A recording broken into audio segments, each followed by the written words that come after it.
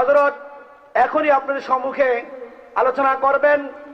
মহতারাম সম্মানিত এলাকাবাসী, আমি সকলের দৃষ্টি আকর্ষণ করছি, আমরা যারা এখনো বাড়িতে আছি বা দোকান হাদিস থেকে মূল্যবান বয়ান নিয়ে আসছেন হযরত মাওলানা মুফতি শামসুল আবরার তামিমি সাহেব, হযরতকে হযরতের মূল্যবান বয়ান পেশ করার জন্য মাহফিল ইমতিদামিয়া কমিটির পক্ষ থেকে আহ্বান জানাচ্ছি।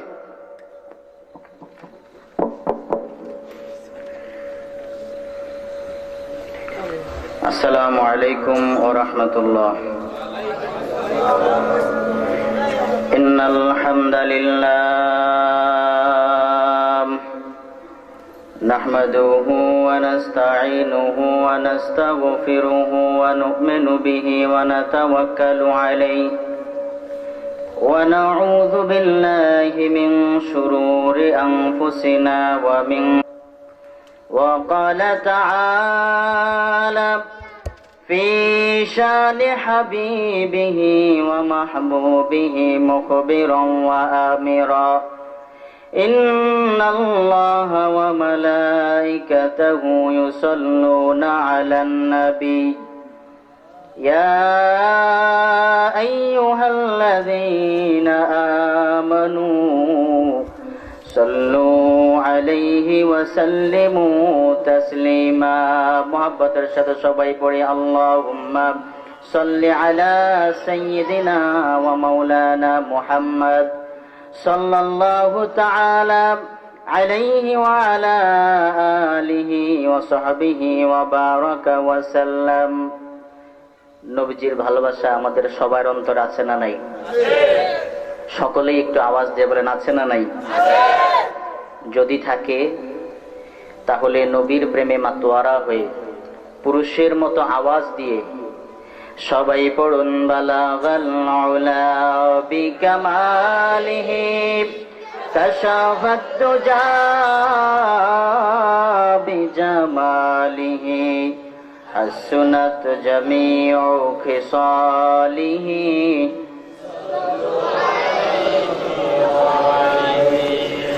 मोहम्मद पर फिदा हो जा के मकबूल खुदा हो जा, इस दुनिया से जुदा हो जा, अरे नादा परदेसी बलागल उला بكماله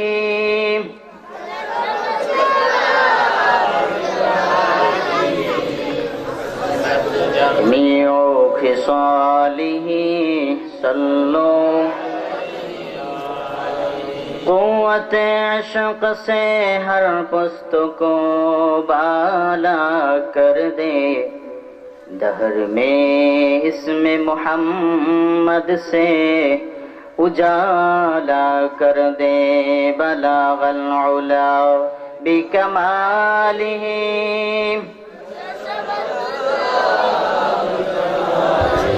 हसनत जमीउ खिसालिही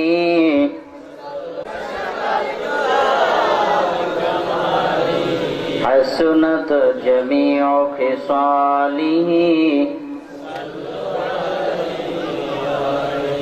मोहब्बतेर साथे जिकिर करुन ला इलाहा इल्लल्लाह ला इलाहा इल्लल्लाह ला इलाहा इल्लल्लाह ला इलाहा নেই কোনো মাবুদ আল্লাহ ছাড়া, নেই কোনো মাবুদ আল্লাহ ছাড়া, লা ইলাহা ইল্লাল্লাহ লা ইলাহা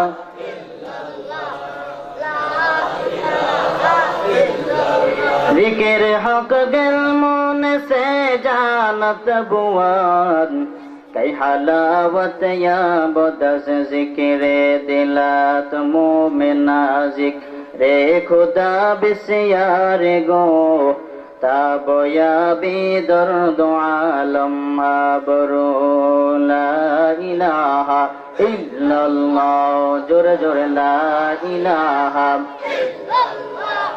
লা ইলাহা ইল্লাল্লাহ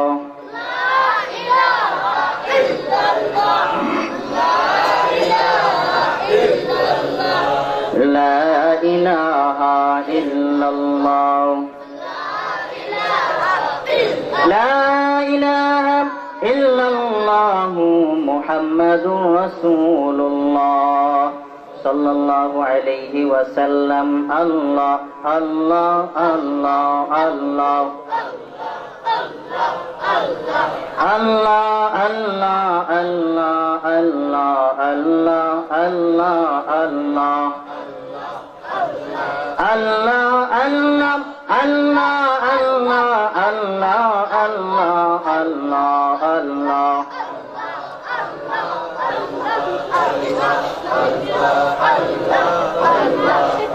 अल्लाह अल्लाह क्या मुबारक नाम है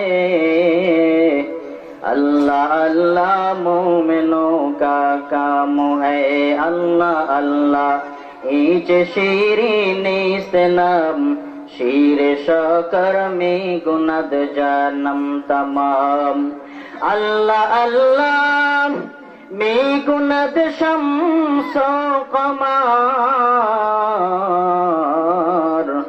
अल्लाह अल्लाह में गुनद शजरो हजार अल्लाह अल्लाह अल्लाह अल्लाह अल्लाह अल्लाह अल्लाह अल्लाह अल्लाह अल्लाह अल्लाह अल्लाह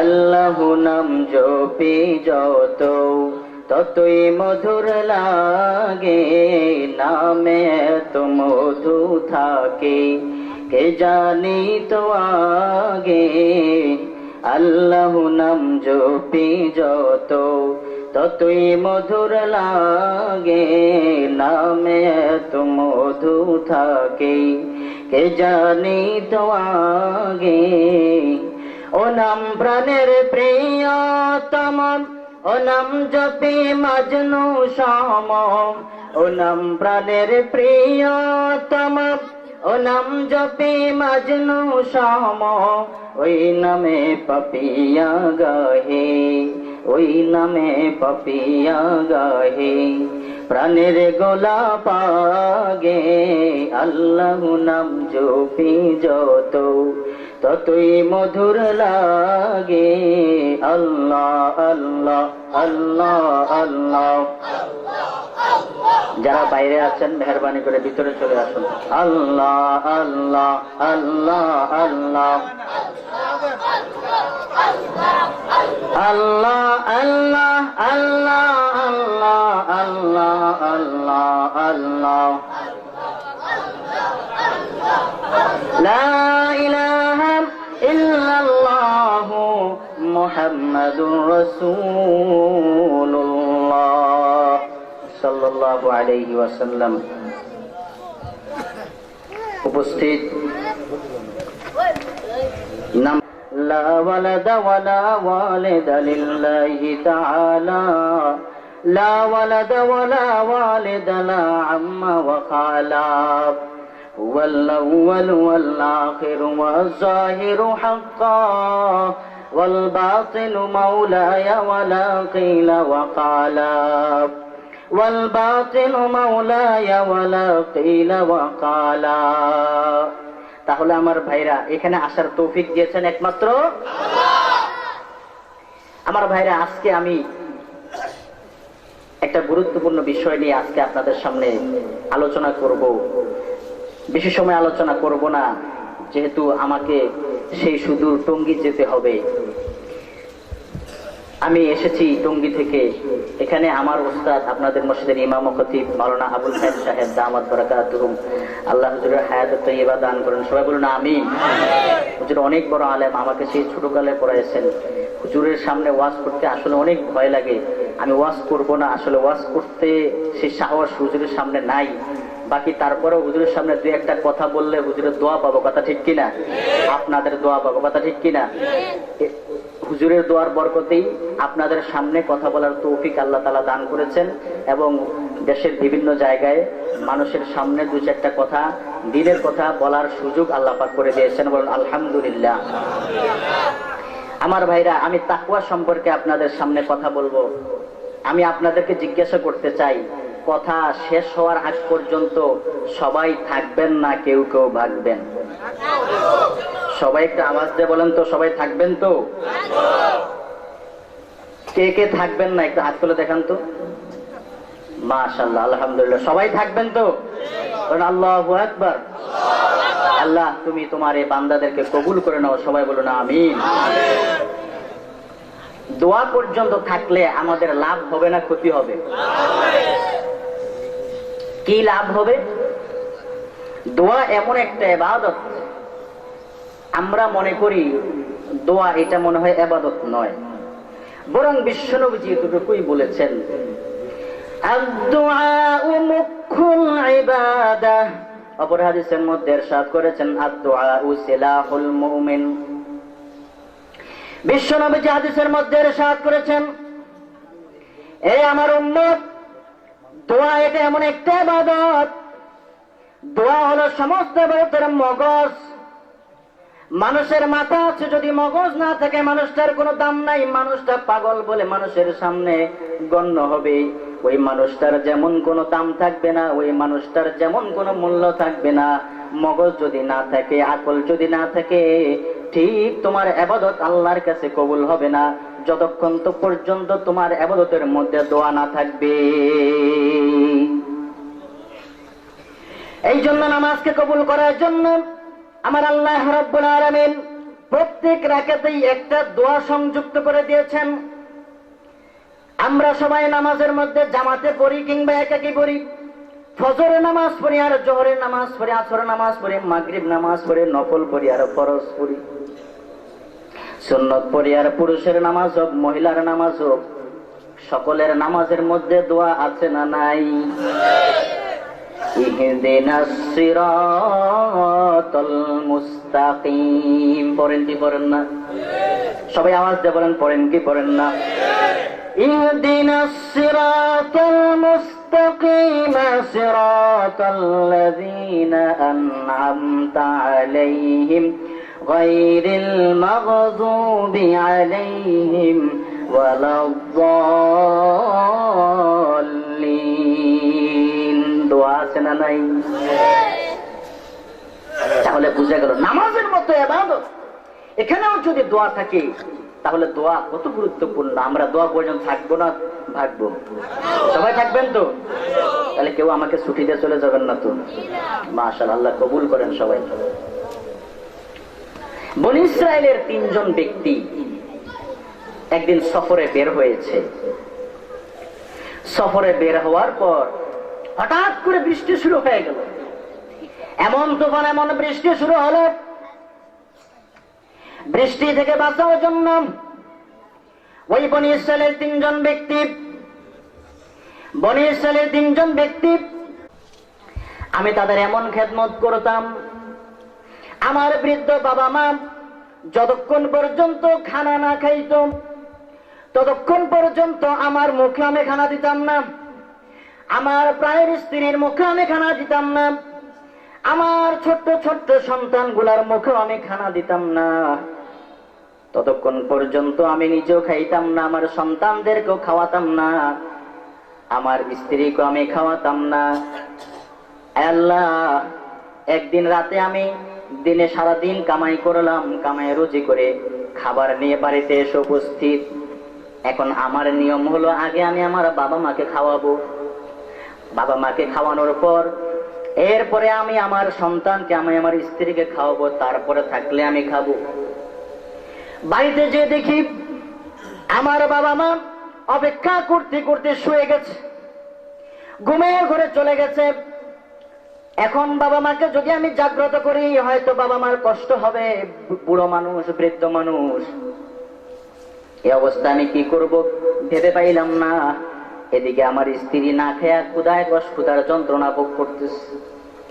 আমার ছোট্ট ছোট্ট সন্তানগুলা আব্বু আম্মু বলে বলে চিৎকার করে আর খানার জন্য কান্দে। কিন্তু আমার যে নিয়ম ছিল, আমি বাবা মাকে না খাওয়াইয়া তাদেরকে খাওয়াবো না। আয় রব্বুল আলামিন, সেই দিন সেই রাত্রে আমার বাবা মা জাগ্রত হওয়ার অপেক্ষা আমি সারা রাত কাটাই দিলাম। সারা রাত পর্যন্ত আমি নিজেও খাই নাই, আমার স্ত্রীকে আমি খানা খাওয়াই নাই। আমার ছোট্ট সন্তানগুলা কাঁদতে কাঁদতে বিছানায় পড়ে গিয়েছে, ঘুমায় গেছে, তারপরও আমি খানা খাওয়াই নাই। আয় আল্লাহ তাআলা, সকালবেলা যখন হলো, আমার বাবা মা যখন ঘুম থেকে উঠলো, আমার বাবা মা যখন খানা খাইলো, নাস্তা করলো, এরপরে আমার স্ত্রী সন্তানদেরকে খানা খাওয়াইয়া তারপর আমি নিজে খানা খেয়েছি। আয় আল্লাহ তাআলা, আমার এই আমলটুকু যদি তোমার দরবারে কবুল হয়ে থাকে, আয় রব্বুল আলামিন, মেহেরবানি করে ওই আমলের উসিলা দিয়া তোমার কাছে প্রার্থনা করে দোয়া করি, তুমি আমাকে আজকে এই কঠিন বিপদ থেকে তুমি আমাদেরকে রক্ষা করো। মা বাবার ওই খেদমতের উসিলা দিয়া দোয়া করলেন। মা বাবার খেদমতের উসিলা দিয়ে দোয়া করার পর, একটু দোয়া করার পর হাত মুছে, মুখের মধ্যে হাত মুছা দেওয়ার পর গুহার মুখের দিকে তাকায় দেখে পাথরটা একটু সরে গেছে। জোরে কোন সুবহানাল্লাহ, আরো একটু জোরে কোন না সুবহানাল্লাহ।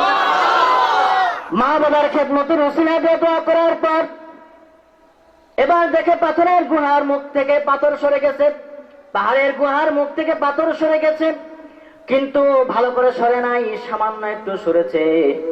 এতটুকু সরলে কাজ হবে না, শুধু এতটুকু লাভ হয়েছে, বাইরের থেকে একটু আলো ভিতরে আসে, কিন্তু তিনজন মানুষ বের হওয়ার কোনো রাস্তা এখনো হয় নাই। পাথর অতটুকু সরে নাই যে তিনজন মানুষ বের হবে। শুধুমাত্র ভিতরে থেকে চুকি দিয়ে একটু বাইরে দেখা যায়, অথবা বাহির থেকে চুকি দিয়ে ভিতরের দিকে একটু দেখা যায়, এছাড়া আর কিছুই লাভ নাই।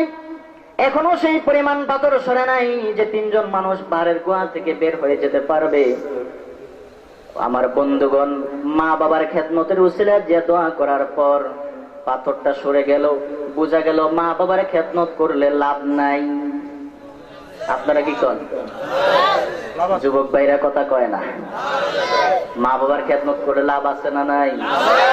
খেদমতে মা দর পে দর কুন সুবহ শাম, তাবয়াবি দর্দ আলম নেকে নাম। খেদমতে মা দর পে দর কুন সুবহ শাম, তাবয়াবি দর্দ আলম নেকে নাম।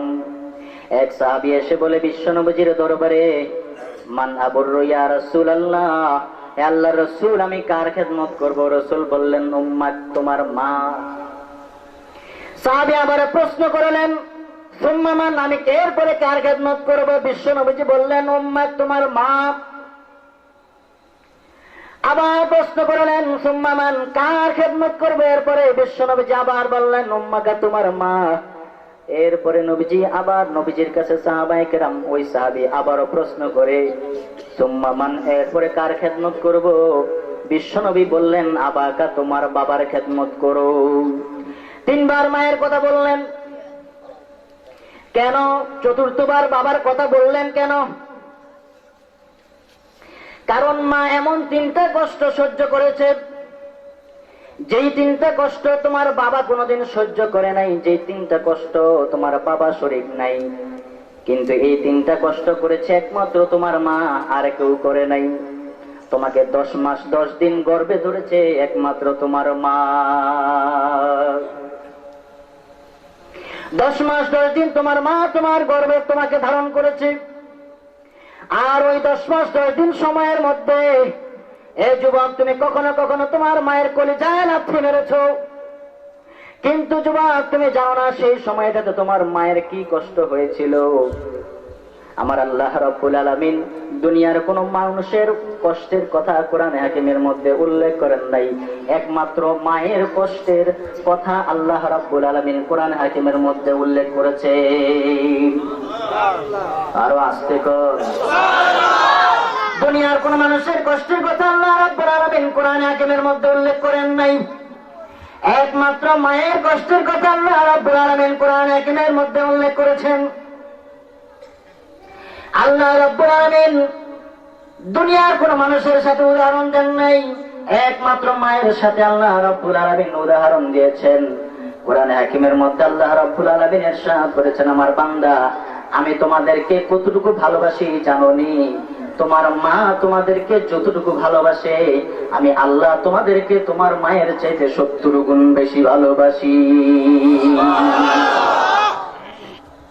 দুনিয়ার কোন মানুষের মহব্বতের সাথে, রহমতের সাথে, দয়ার সাথে আল্লাহ তুলনা দিলেন না।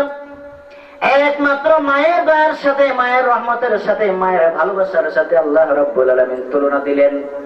বোঝা গেল আল্লাহর পরে, নবীজির পরে দুনিয়ার মধ্যে মা তার সন্তানকে সবচেয়ে বেশি ভালোবাসে। জোরে কোন কথা ঠিক কিনা? এই জন্য মায়ের দোয়া নিতে হবে, কি হবে না? আর একটু জোরে কোন, মায়ের দোয়া নিতে হবে, কি হবে না? মায়ের দোয়া লও হে মুমিন, মায়ের দোয়া লও, মায়ের দোয়া লও হে মুমিন, মায়ের দোয়া লও। বিপদে পড়বে না তুমি যখন যেথায় যাও, বিপদে পড়বে না তুমি যখন যেথায় যাও। মায়ের দোয়া লও হে মুমিন, মায়ের দোয়া লও, মায়ের দোয়া লও হে মুমিন, মায়ের দোয়া লও। মায়ে যখন দোয়া করে চলে যায় আরশ পরে, মায়ে যখন দোয়া করে চলে যায় আরশ পরে, সাথে সাথে কবুল হয়ে ফল দেখিতে পাও।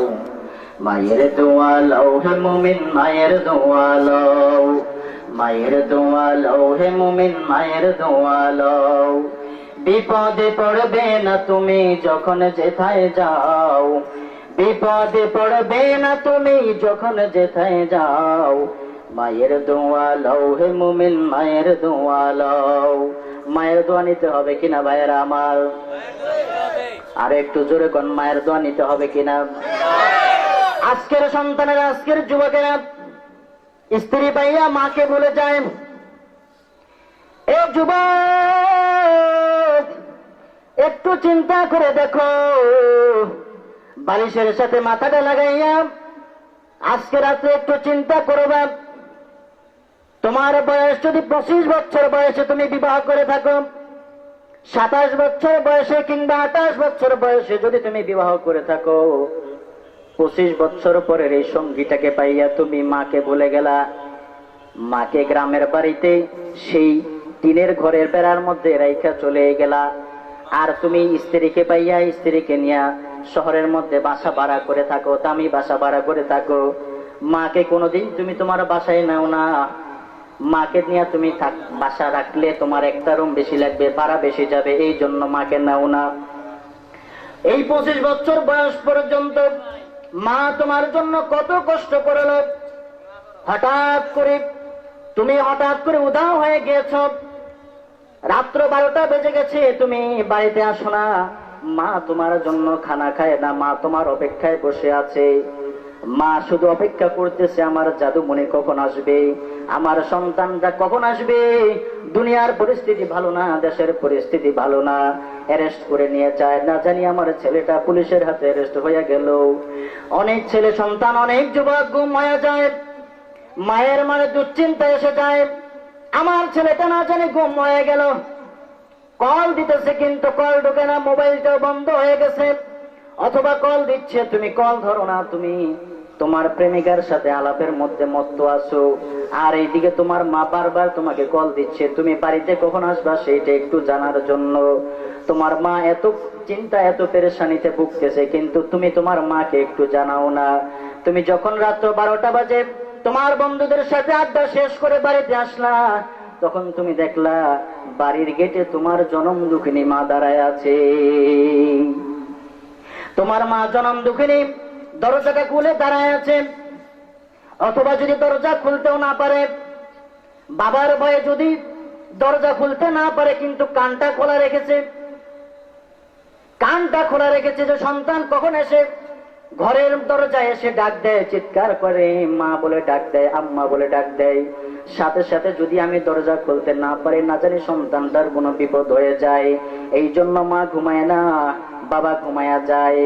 বাবার ফাঁক দিয়া বাবারকে ঘুমের মধ্যে রাইখা বাবাকে ঘুম পাড়ায় দিয়া মা সজাগ হয়ে থাকে, আমার সন্তানটা কখন আসবে, কখন আমার সন্তানটা দরজার মধ্যে এসে মা বলে ডাক দিবে। এ দুনিয়ার মানুষ, যুবক, দুনিয়ার কোন মানুষ এই কষ্টটা স্বীকার করবে না। তুমি আজকে যে স্ত্রীকে পাইয়া তোমার মাকে ভুলে গেলার যুবক, মনে রাখবা তোমার মৃত্যুর উপর সেই স্ত্রী মুহূর্তের মধ্যে তোমাকে ঘর থেকে বের করে দিবে। আজকে তুমি মারা যাও, কালকেই তোমার স্ত্রী আরেকটা স্বামী গ্রহণ করবে। এ যুবক, তুমি হয়তো বা জানো না, তোমার অগোচরে তোমার স্ত্রী, যে স্ত্রীর ভালোবাসায় বইলে তুমি তোমার মাকে ভুলে গিয়েছো, মায়ের খেদমত থেকে তুমি দূরে সরে গিয়েছো, সেই স্ত্রী হয়তো বা ভিতরে ভিতরে আরেকজনের সাথেও সম্পর্ক থাকতে পারে। এমন ঘটনা ঘটে কি ঘটে না? আওয়াজে বোঝা যায় মনে হয় আপনাদের এলাকায় ঘটে না। এমন ঘটনা ঘটে কি ঘটে না? তুমি হয়তো বা জানো না তোমার স্ত্রীর সাথে আরেকজনের সাথে সম্পর্ক আছে, কিন্তু তোমার মা তোমাকে যে পরিমাণ দিল দিয়া অন্তর দিয়া মন দিয়া ভালোবাসে, তোমার স্ত্রী কিন্তু তোমাকে অতটুকু ভালোবাসে না, তুমি তোমার স্ত্রীকে যতটুকু ভালোবাসো। এই যুবক, আজকে তুমি স্ত্রীকে পাইয়া মাকে ভুলে গেলা। এই জনম দুঃখিনী মাকে তুমি কেমনে বলতে পারলা? তুমি কি মায়ের 10 মাস 10 দিন পেটে ধারণ করো নাই, পেটে থাকো নাই?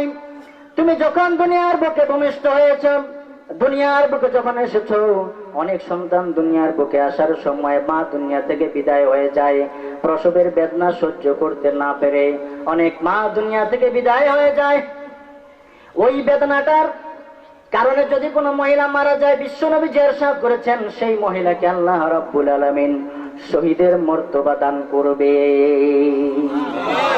কত সন্তানের মা এই সন্তান ভূমিষ্ঠ করার সময় দুনিয়া থেকে বিদায় হয়ে যায়। এই যুবক, তুমি তো জানো নাই কত কষ্ট দিয়া তুমি তোমার মাকে দুনিয়া থেকে দুনিয়ার বুকে এসেছো, তোমার মায়ের পেট থেকে দুনিয়ার বুকে এসেছো। 2 নম্বর কষ্ট, এই কষ্টটা দুনিয়ার কোনো মানুষ সহ্য করে নাই, দুনিয়ার কোনো মানুষ এই কষ্টটা বুঝে না, শুধু একমাত্র ওই মাই বুঝে যেই মা সন্তান ধারণ করেছে।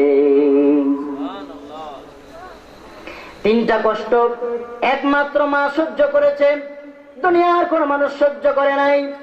1 নম্বর হলো সন্তানকে 10 মাস 10 দিন গর্ভে ধারণ করেছে।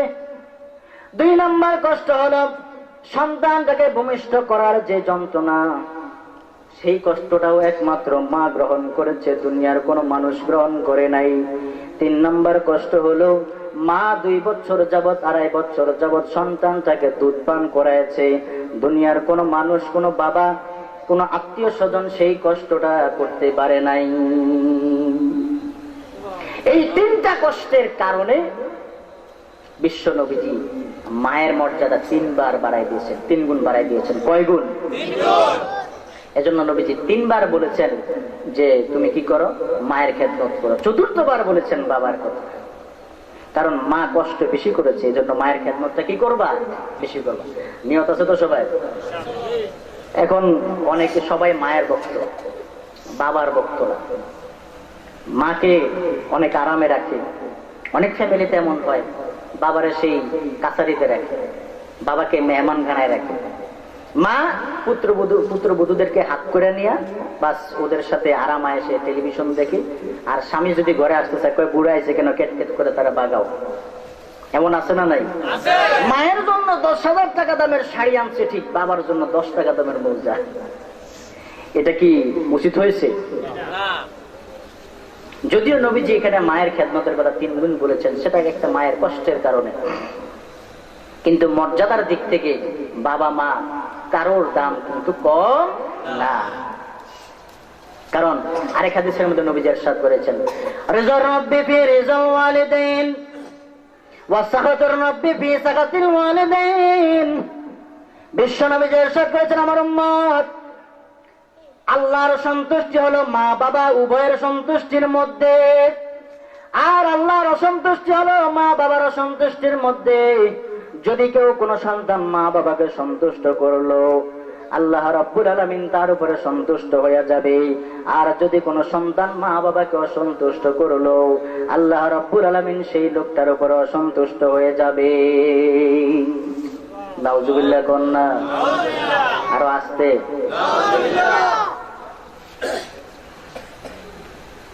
আমার ভাইয়ের এই জন্য মা বাবার খেদমত করতে হবে কিনা? আর একটু জোর করে মা বাবার খেদমত করতে হবে কিনা? করবো তো সবাই। নবীজির এক সাহাবী, অনেক বড় জলিলুল কদর সাহাবী, তিনি ইন্তেকাল করার সময় হঠাৎ দেখা গেল তার মুখ দিয়ে কালেমা আসে না। কি আসে না? এখন নবীজির কাছে সংবাদ গেল, আপনার সাহাবী মুমূর্ষু অবস্থায়, কিন্তু আমরা তাকে কালেমার তালকিন করছি, তার মুখ দিয়ে কালেমা আসতেছে না। নবীজি বললেন, কি ব্যাপার? নবীজি গেলেন, সাহাবীর কাছে গেলেন, সাহাবীর কাছে যায় দেখলেন, বললেন, তোমার কি কোনো মা আছে? বললেন, ইয়া রাসূলুল্লাহ, আছে। নবীজি ব্যাপারটা বুঝতে পারলেন, সমস্যা হয়ে গেছে, হয়তো তার মা তার উপর অসন্তুষ্ট। নবীজি মাকে বললেন, তুমি কি তোমার সন্তানের উপর অসন্তুষ্ট? বলে, হ্যাঁ, আমি অসন্তুষ্ট। নবীজি বললেন, তুমি তোমার সন্তানকে মাফ করে দাও, তুমি তোমার সন্তানকে মাফ করে দাও, না হলে তোমার সন্তানের মুখ থেকে কালেমা বের হবে না। আর যদি তোমার সন্তানের মুখ থেকে কালেমা বের না হয়, তাহলে তোমার সন্তানটা জাহান্নামী হয়ে যাবে, চিরতরে জাহান্নামী হয়ে যাবে। তুমি তোমার সন্তানটাকে মাফ করে দাও। বলে, না, আমি মাফ করব না, আমাকে এত কষ্ট দিয়েছে, আমি মাফ করতে পারবো না।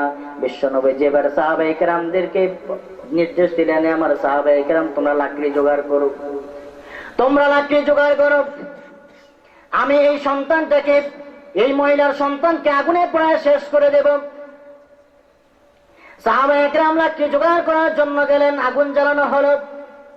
মহিলা দেখলো ঘটনা খারাপ, পরিস্থিতি খারাপ, নবীজি আমার সন্তানকে আগুনে পোড়ায় দিবে, আমি যদি আমার সন্তানকে ক্ষমা না করি। মহিলার সাথে সাথে ডাক দিয়ে বলি, ইয়া রাসূলুল্লাহ, ইয়া হাবিবাল্লাহ, আমি আমার সন্তানকে মাফ করে দিলাম। সন্তানের মায়া চলে আসে।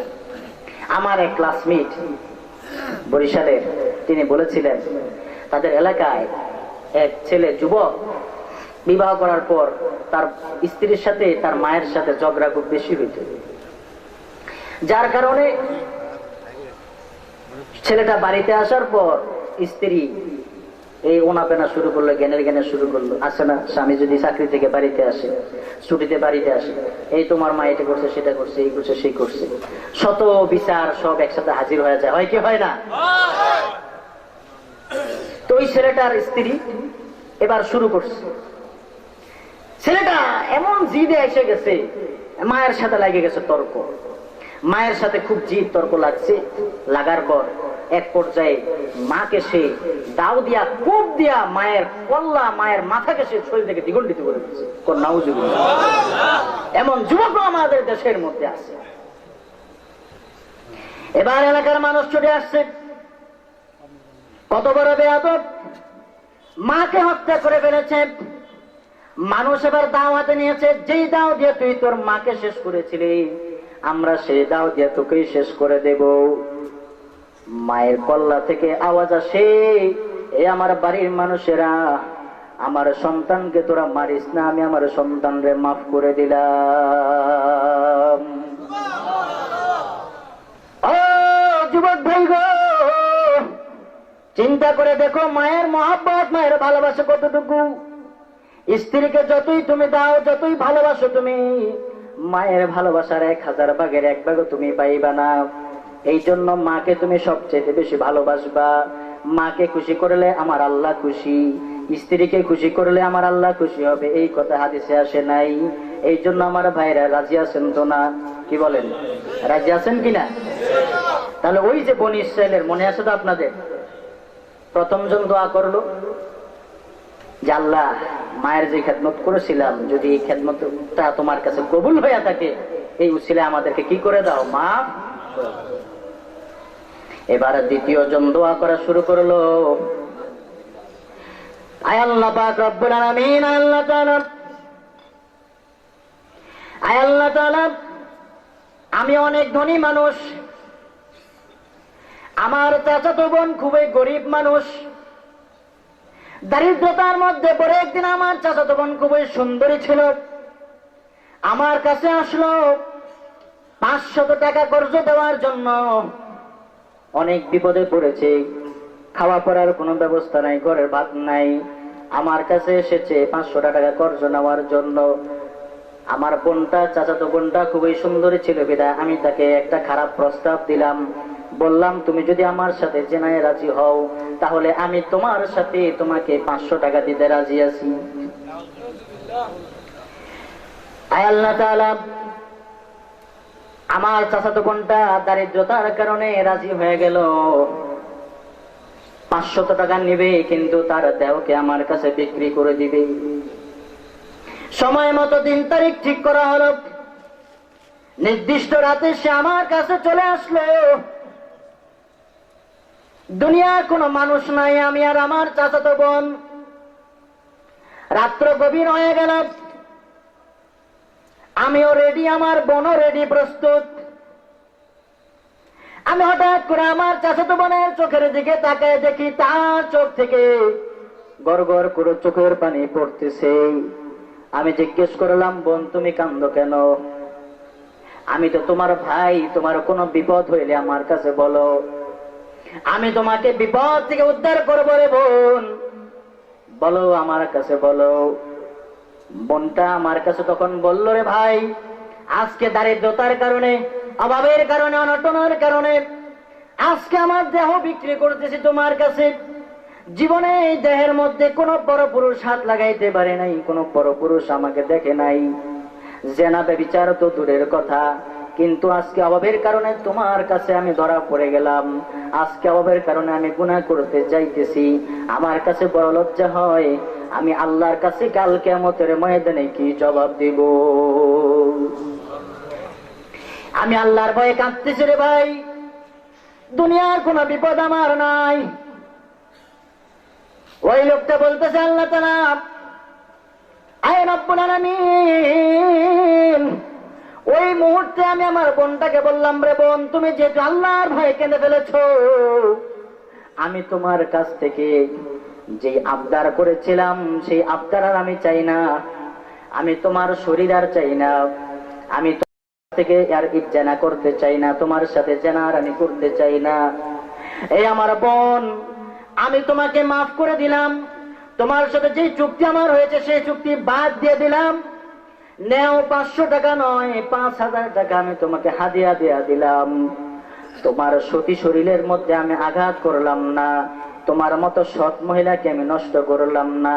তুমি যেমন আল্লাহর ভয়ে ক্রন্দন করেছো, আমিও আল্লাহর ভয়ে তোমাকে মাফ করে দিলাম। যে আল্লাহর ভয়ে তুমি কেঁদে ফেলেছো, আমিও সে আল্লাহর দরবারে তওবা করলাম। আয় আল্লাহ তাআলা, সেই দিনের পর থেকে আমি আর কোনো জিনা করি নাই। আয় আল্লাহ, সেই দিন সমস্ত প্রস্তুতি থাকা সত্ত্বেও, আমার বোনটা রাজি থাকা সত্ত্বেও যে আমি জিনা করি নাই, আয় আল্লাহ তাআলা, ওই দিনের আমলটা যদি আমার কবুল হয়ে থাকে তোমার দরবারে, তাহলে সেই আমলটার ওসিলা দিয়া আমি তোমার কাছে দোয়া করি, মাবুদ, মেহেরবানি করে আজকে তুমি আমাকে মাফ করে দাও, আর এই কঠিন বিপদ থেকে তুমি আমাদের সবাইকে উদ্ধার করে দাও। একটু জিকির করেন, লা ইলাহা ইল্লাল্লাহ, লা ইলাহা ইল্লাল্লাহ, লা ইলাহা ইল্লাল্লাহ, লা ইলাহা ইল্লাল্লাহ, লা ইলাহা ইল্লাল্লাহ, লা ইলাহা ইল্লাল্লাহ, লা ইলাহা ইল্লাল্লাহ, লা ইলাহা ইল্লাল্লাহ,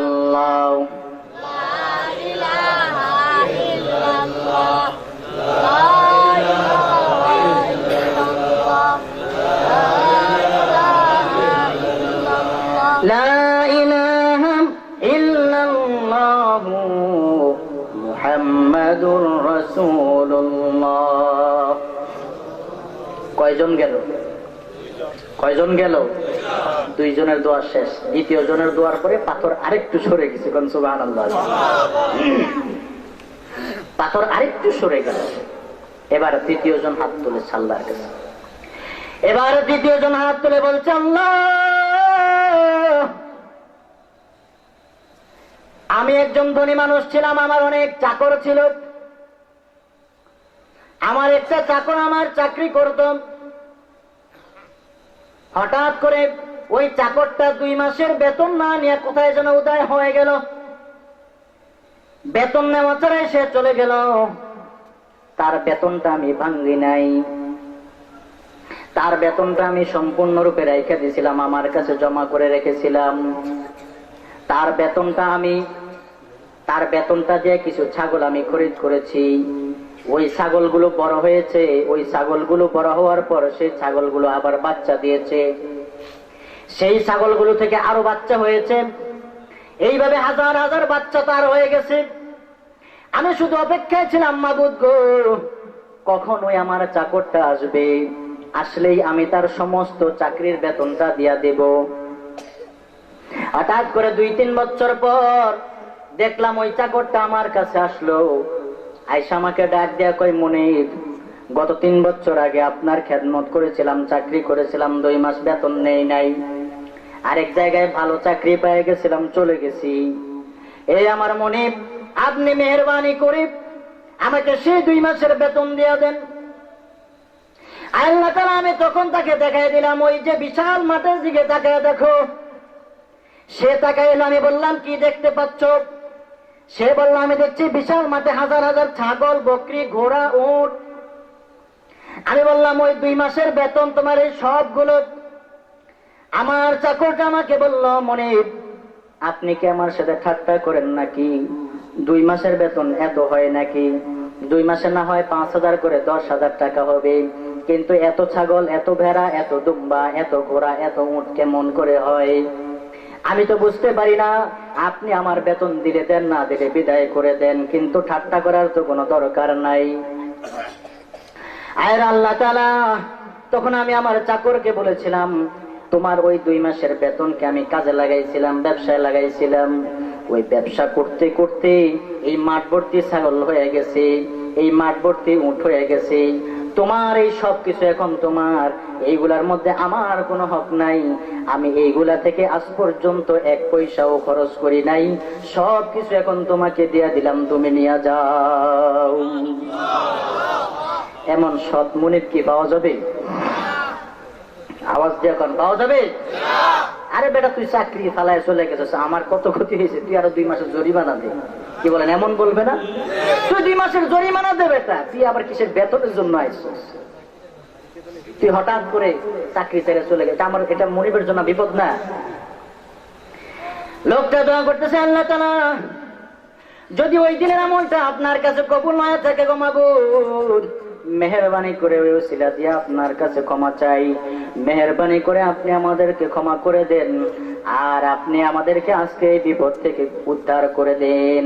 3য় জনের দোয়া করার পর, যুবক ও মুসলমান ভাই গো, 3য় জনের দোয়া করার পর দেখা গেল পাথরটা পাহাড়ের গুহা থেকে একদম সম্পূর্ণরূপে সরে গেল। এবার 3 জন লোক দোয়া করার পর ওই পাহাড়ের গুহা থেকে বের হয়ে চলে এসেছে। দোয়া করলে লাভ আছে না নাই? দোয়া শেষ করে যাবো কি আমরা? যাবো না। আমি বলেছি তাকওয়া সম্পর্কে কিছু কথা বলবো। আমার ভাইরা, আমি আয়াত তেলাওয়াত করেছি তাকওয়া সম্পর্কে। তাকওয়া শব্দের অর্থ হলো বেঁচে থাকা। তাকওয়া শব্দের অর্থ কি? সবাই একটু আওয়াজ দিয়ে বলেন, তাকওয়া শব্দের অর্থ কি? এটা আরবি শব্দ। কি শব্দ?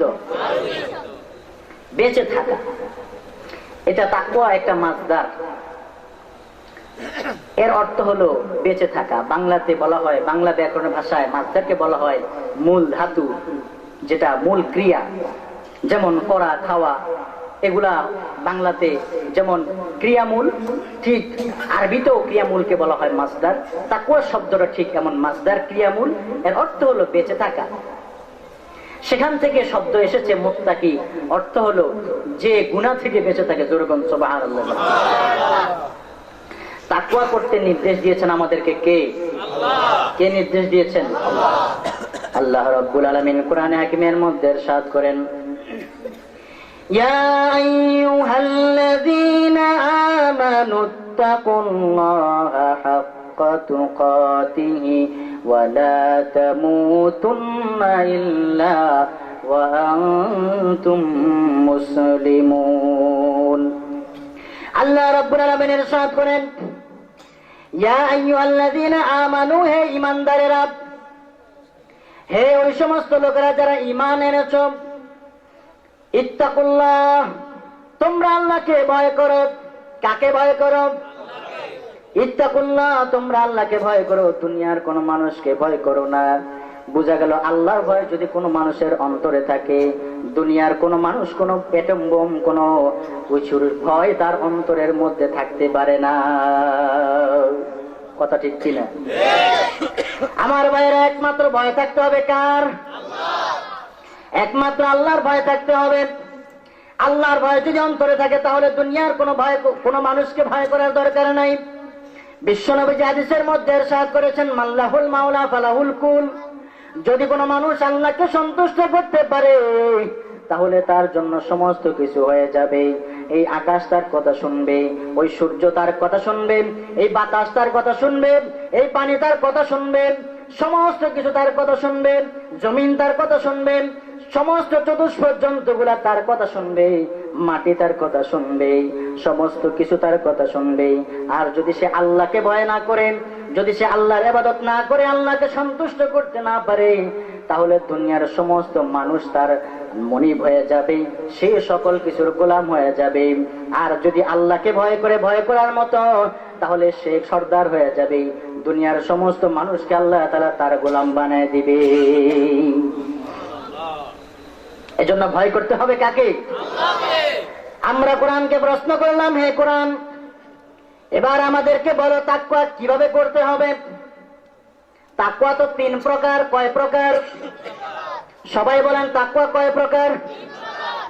বিশ্বের একজন ফার্স্ট ক্লাস মুফাসসির আল্লামা ইমাম বাইজাবি রাহমাতুল্লাহ আলাইহি বাইজাবি শরীফের মধ্যে উল্লেখ করেন, মুত্তাকিনের স্তর 3টা। ওয়ালিল মুত্তাকিনা সালাসু মারাতিব, মুত্তাকিনদের স্তর হলো 3টা।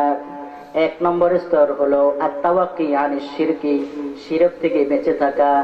যারা শিরক করে না, কুফরি করে না, মূর্তি পূজা করে না, গাছের পূজা করে না, মাছের পূজা করে না, যারা কোনো পীরের পূজা করে না, যারা কোনো মাজারে সেজদা দেয় না, যারা কোনো পীরের পায়ে সেজদা দেয় না, তারা হলো প্রথম স্তরের মুত্তাকি। জোরে সোরে কোন সুবহানাল্লাহ। 2 নম্বর স্তর হলো ইমানদার ঠিক, কিন্তু গুনাহ করে না। আমল হয়তো কিছু কম করে, ফরজগুলো ঠিক রাখে, কিন্তু কোনো গুনাহ করে না। মদ খায় না, জুয়া খেলে না, সুদ খায় না, ঘুষ খায় না। আজকে সমাজের মধ্যে সুদ ঘুষের রোগ আছে না নাই? অভাব নেই। কে সুদ ঘুষ থেকে মুক্ত? আলেম, ওলামা, হাজি। আমার মতো বহু দরবেশ, পাঞ্জাবিওয়ালা সুদের মধ্যে লিপ্ত, ঘুষের মধ্যে লিপ্ত, ঠিক কিনা? বিশ্বনবী হাদিসের মধ্যে ইরশাদ করেছেন, লাআনাল্লাহু আলা আকিলির রিবা ওয়া মুকিলিহি ওয়া শাহিদিহি ওয়া কাতিবিহি। বিশ্বনবী ইরশাদ করেছেন, আমার উম্মত, সুদের সাথে সম্পর্কযুক্ত 4 জন ব্যক্তির উপরে আল্লাহর গজব। কয়জন? আওয়াজ দেখুন, কয়জন? সুদের সাথে সম্পর্কযুক্ত 4 জন ব্যক্তির উপর আল্লাহর লানত, আল্লাহর গজব। কার গজব? দুনিয়ার কোন মানুষের গজব না। আবার সেটা বলেছেন কাকে? আল্লাহর নবী বলেছেন। কে বলেছেন? বিশ্ব নবীজি বলেছেন, লাআনাল্লাহু আলা আকিলির রিবা, যে সুদ খাইলো। আকিল শব্দের অর্থ হলো ভক্ষণকারী। যে সুদ ভক্ষণ করলো তার উপর আল্লাহর লানত। ওয়া মুকিলিহি, আর যে সুদ দান করলো। 2 নম্বর। 3 নম্বর হলো ওয়া কাতি ওয়া শাহিদিহি, সুদের লেনদেনের সময় সাক্ষীও থাকে, ওই সাক্ষীর উপরেও আল্লাহর লানত। 4 নম্বর হলো ওয়া কাতিবিহি, যে সুদের কথা লেখলো, কম্পোজ করলো কিংবা হাতে লেখলো, এই 4 প্রকারের ব্যক্তির উপরে বিশ্বনবীজি বলেছেন আমার আল্লাহর গজব পতিত হবে। সুবহানাল্লাহ, নাউজুবিল্লাহ। কোন জায়গায় সুবহানাল্লাহ কইতে হবে, নাউজুবিল্লাহ কইতে হবে? আমাদের একটু শিখার দরকার আছে না নাই? গুনাহের ক্ষেত্রে বলবো নাউজুবিল্লাহ। কি বলবো? জাহান্নামের কথা আসলে কি বলবো? না সুবহানাল্লাহ। আমার ভাইরা, তাহলে সুদ খাওয়া যাবে? 1 টাকার সুদের খাওয়া নিজের মায়ের সাথে 36 বার জেনা করার চাইতেও জঘন্যতম গুনাহ। জোরে কোন নাউজুবিল্লাহ। পরিষ্কার হাদিস, বিশ্বনবীজি ইরশাদ করেছেন নিজের মায়ের সাথে 36 বার জেনা করলে যে গুনাহ হবে 1 টাকা সুদের খাইলে এর চাইতে মারাত্মক গুনাহ হবে। বলেন নাউজুবিল্লাহ। সুদ খাওয়া হালাল না হারাম? আরবের লোকেরা বলেছিল ইন্নামাল বাইউ মিসলুর রিবা, সুদ আর ব্যবসা একরকম। কোন নাউজুবিল্লাহ।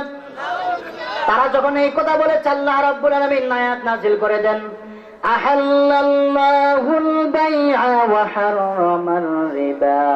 আল্লাহ রাব্বুল আলামিন ব্যবসাকে হালাল করেছেন আর সুদকে হারাম করে দিয়েছেন। জোরে জোরে কোন নাউজুবিল্লাহ। আবার কিছু মানুষ আছে ঘুষ খায়, কলম আছে, ক্ষমতা আছে, ঘুষ খায়।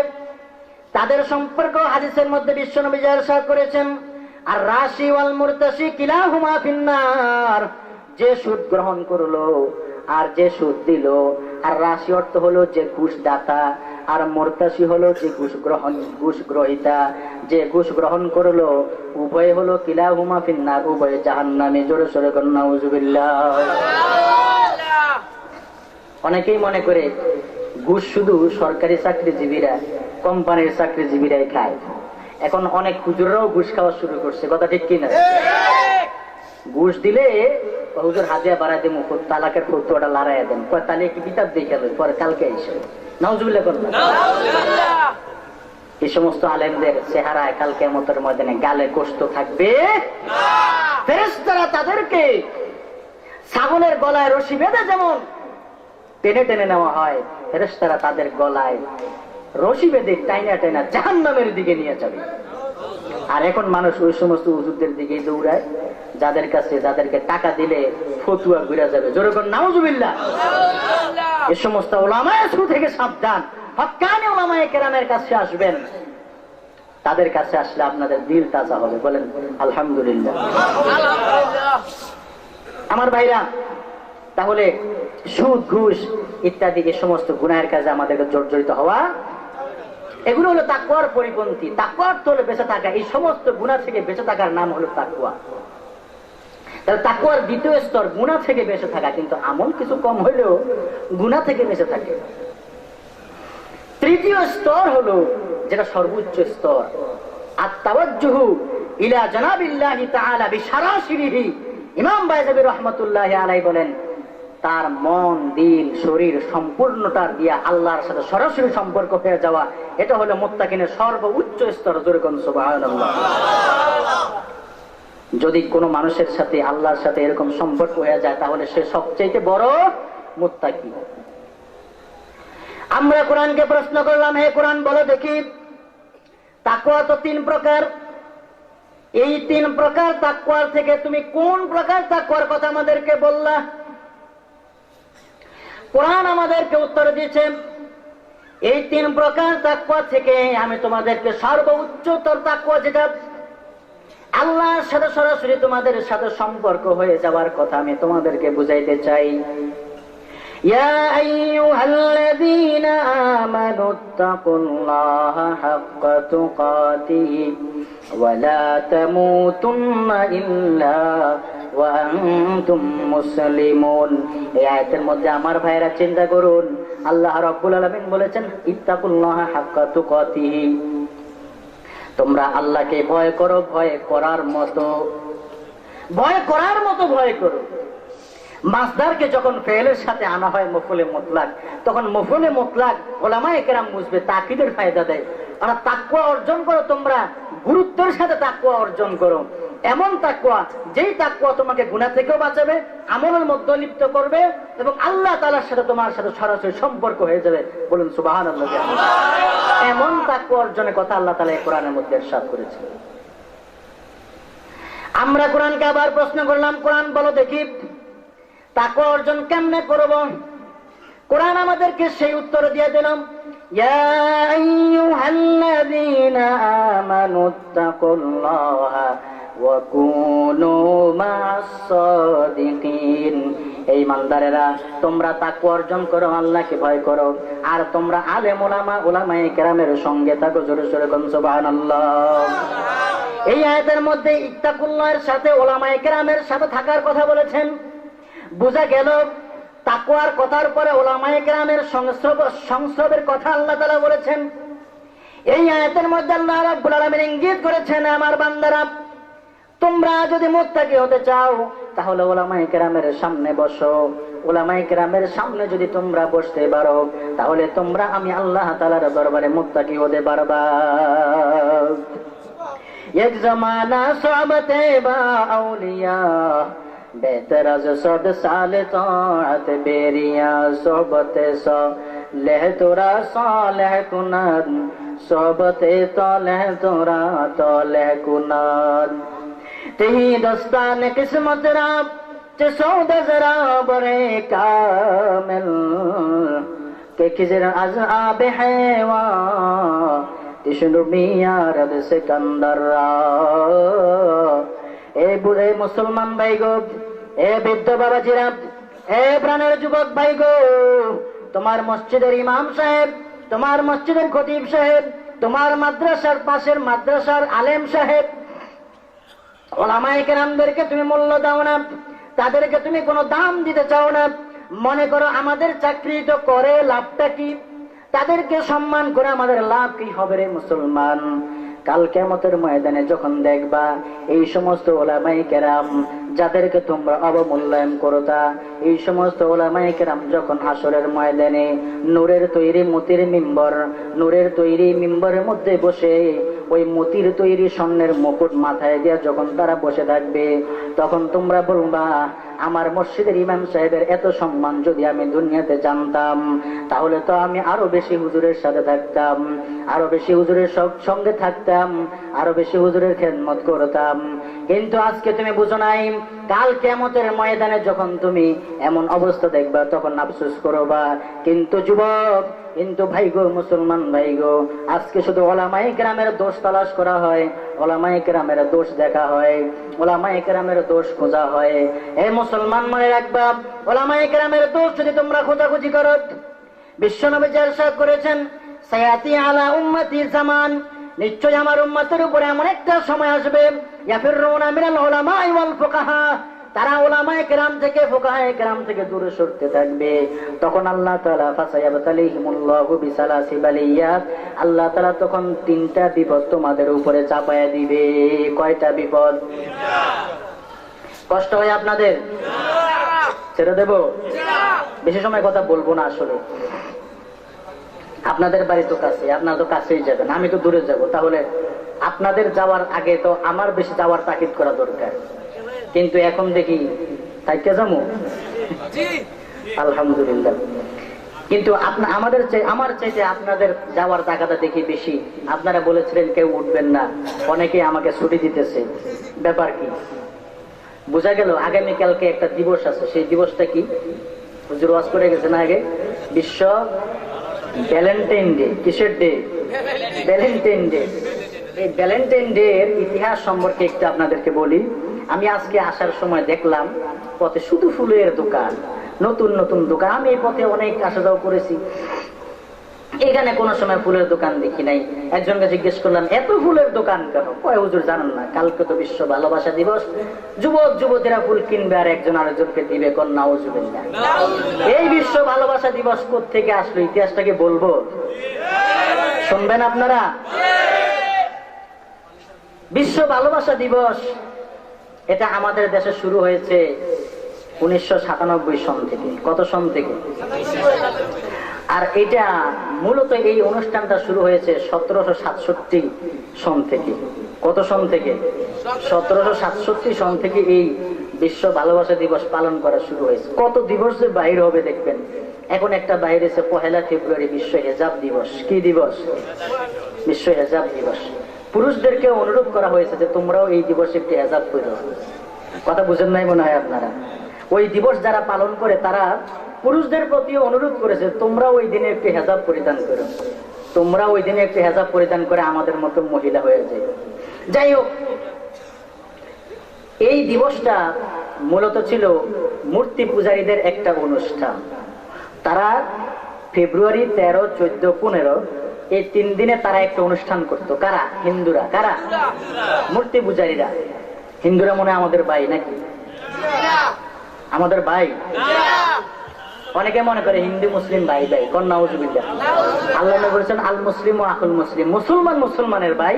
আর এইটাকে নিয়ে মেলেছে হিন্দু মুসলিম ভাই ভাই। কত বড় গাঁজাখুরি, কত বড় বেয়াদবি হাদিসের সাথে। আমার ভাইরা, যাই হোক, হিন্দুদের অনুষ্ঠান ছিল।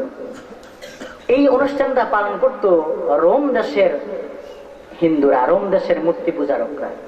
রোম দেশ যখন খ্রিস্টানদের দখলে চলে আসলো, তখন খ্রিস্টানরা চিন্তা করলো হিন্দুরা মূর্তি পূজকরা 13, 14, 15 এই 3 দিনে যে অনুষ্ঠানটা করে, এই অনুষ্ঠানটাকে আমরা আমাদের ধর্মের অনুষ্ঠান বানাই দেব, আমরা আমাদের খ্রিস্টান ধর্মের অনুষ্ঠান বানাই দেব।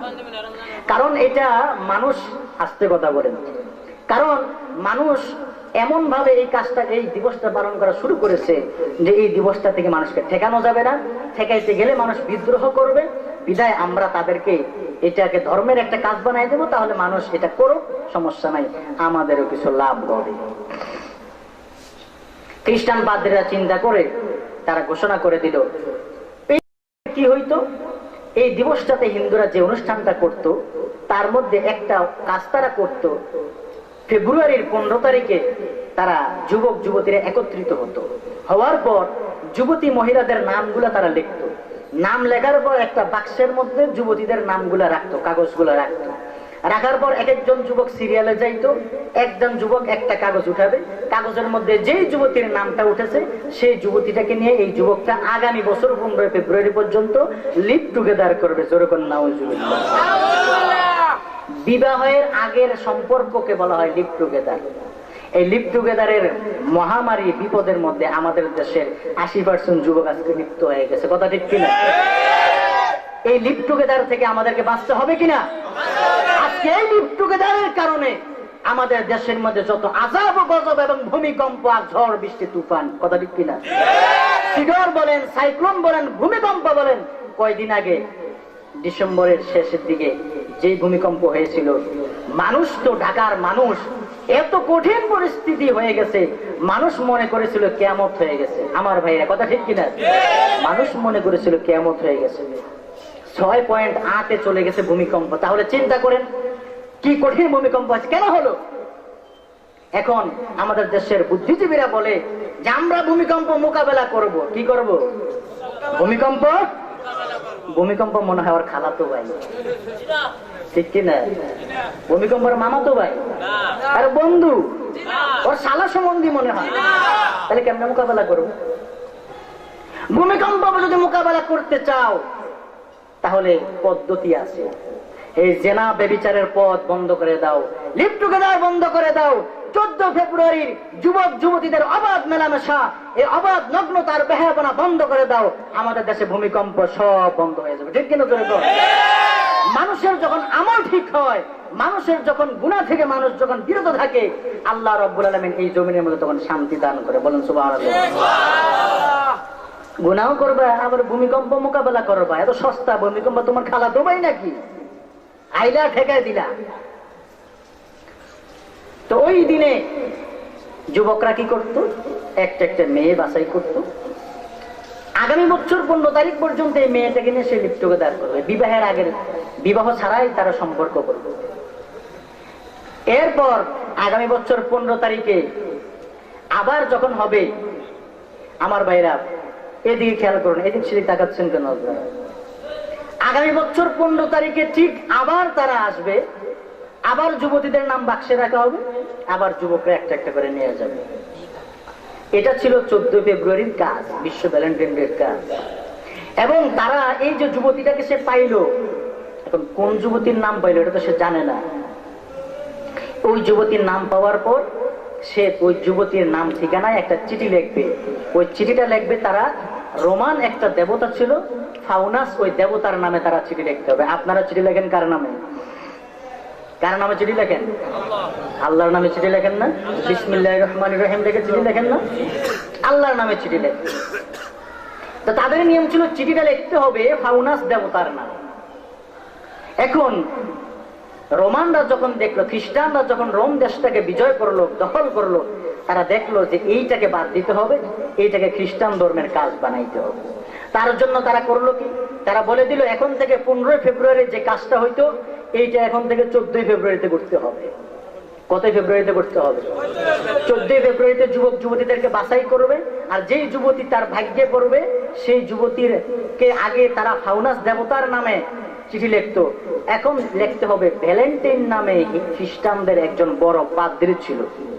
ভ্যালেন্টাইন অর্থ কিন্তু মূলত ভালোবাসা নয়। ইংরেজিতে ভালোবাসার শব্দ হলো লাভ, লাভ অর্থ ভালোবাসা, আরবিতে বলা হয় হুব্বুন। তো এই ভ্যালেন্টাইন ছিল খ্রিস্টানদের একটা বড় পাদ্রীর নাম। কার নাম? কথা বলেন, আমার সাথে একটু আপনারা সহযোগিতা করেন। ভ্যালেন্টাইন কার নাম ছিল? একটা পাদ্রীর নাম ছিল ভ্যালেন্টাইন। খ্রিস্টান পাদ্রীরা ঘোষণা করে দিল এখন থেকে এই চিঠিটা ফাউনাস দেবতার নামে আর হবে না, এখন থেকে এই চিঠিটা হবে ভ্যালেন্টাইন পাদ্রীর নামে। কার নামে? ভ্যালেন্টাইন নামক পাদ্রীর নামে এখন এই চিঠিটা হবে। এই ভ্যালেন্টাইন নামক দেবতার নামে যেহেতু চিঠিটা হবে, আর এই চিঠিটা দিতে হবে 15 ফেব্রুয়ারির পরিবর্তে 14 ফেব্রুয়ারি। কোন দিন? কোন দিনে? 14 ফেব্রুয়ারিতে। এই জন্য এই 14 ফেব্রুয়ারির ওই তাদের পাদ্রীকে স্মরণীয় করার জন্য তারা এই দিবসটার নাম করে দিল ভ্যালেন্টাইন ডে। ভ্যালেন্টাইন তাদের পাদ্রীর নাম ছিল। এই কথা বলবা না, একদম চুপ। এটা কোরআনের মাহফিল, এটা তামাশার জায়গা না। কথা ঠিক কিনা? আদব বজায় রাখতে হবে, উঠাউঠি করবেন না, আওয়াজ করবেন না, ডিস্টার্ব করবেন না, চুপচাপ বসে থাকবেন। বাচ্চারা কথা বলবা না। এই জন্য এটার নাম হয়েছে বিশ্ব ভ্যালেন্টাইন ডে।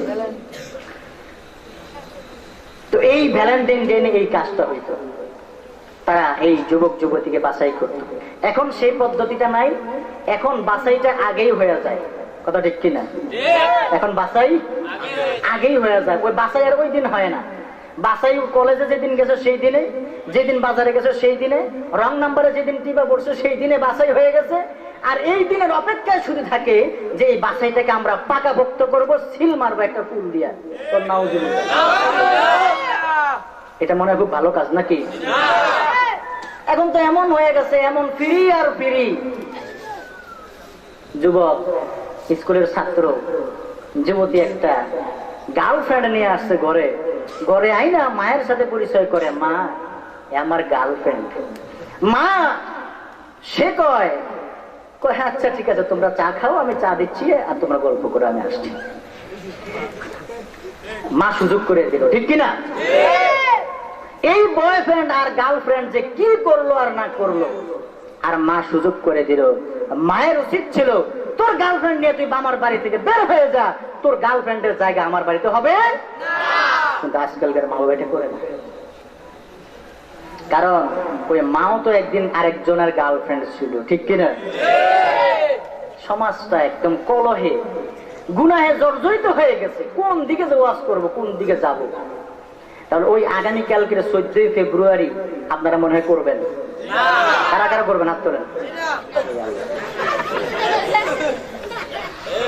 এই 14 ফেব্রুয়ারি ভ্যালেন্টাইন ডে যারা করবে না তারা এখানে মাহফিলের শেষ পর্যন্ত থাকবে, আর যারা 14 ফেব্রুয়ারি ভ্যালেন্টাইন ডে করতে হবে তারা দোয়া শেষ হওয়ার আগে চলে যাবে।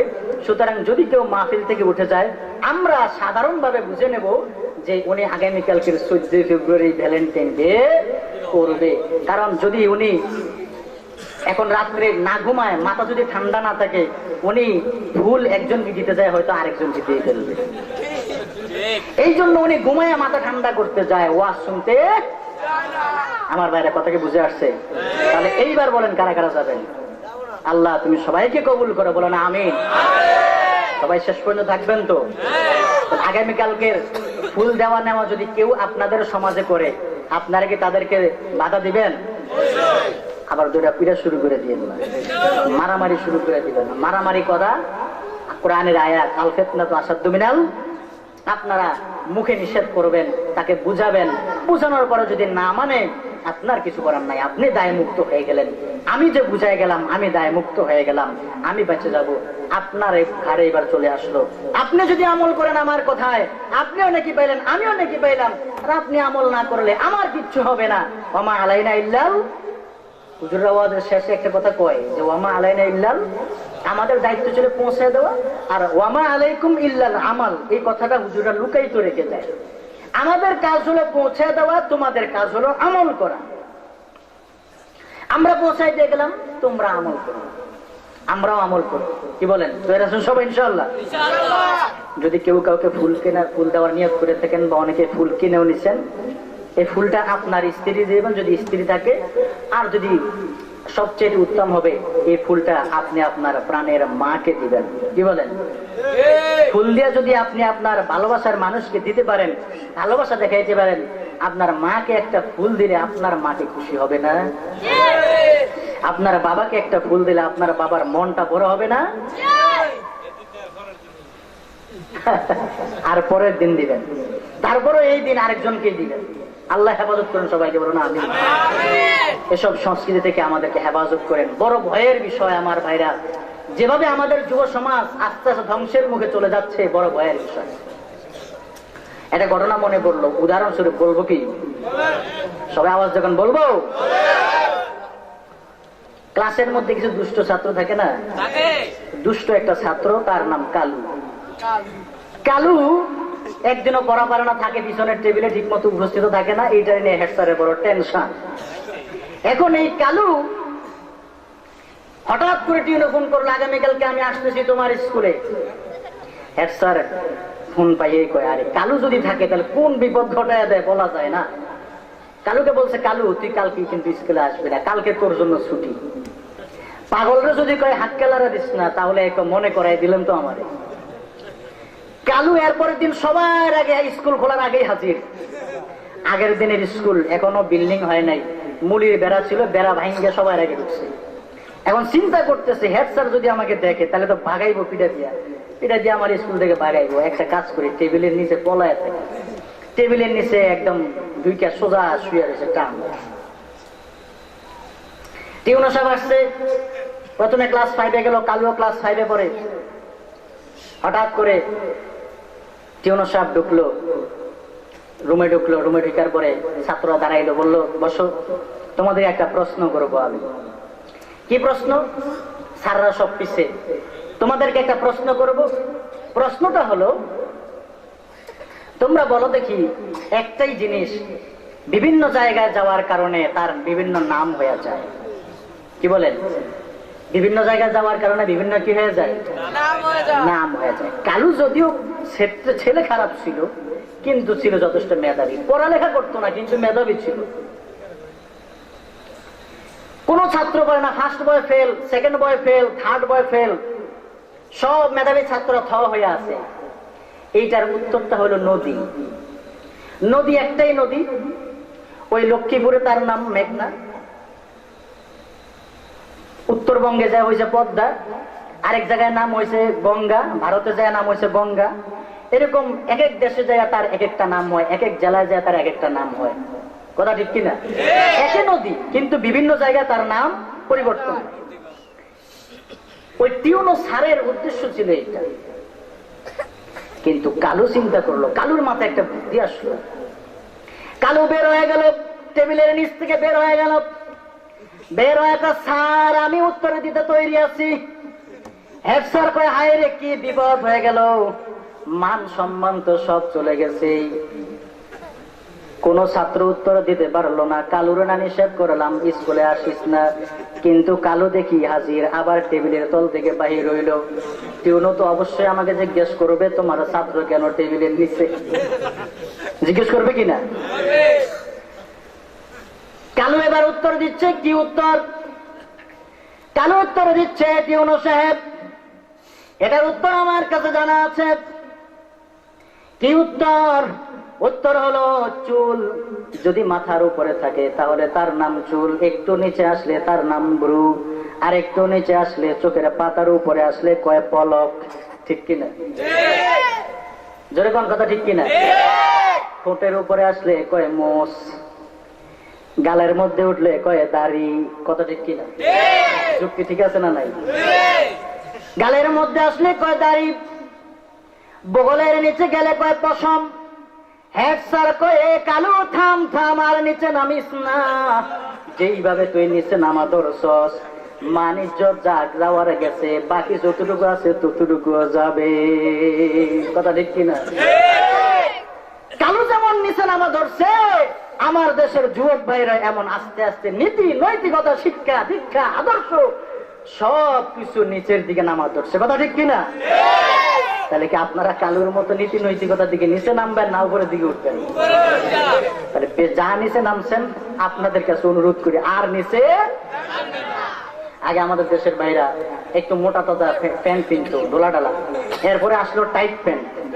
কি জিন্সের প্যান্ট নাকি না চেঞ্জার প্যান্ট? এরপরে আসলো আপনার আরেকটু শর্ট করলো এটাকে, এরপরে আরেকটু শর্ট করলো হাঁটু পর্যন্ত আসলো, এখন দেখি অনেকে হাঁটুর উপরেও পরে।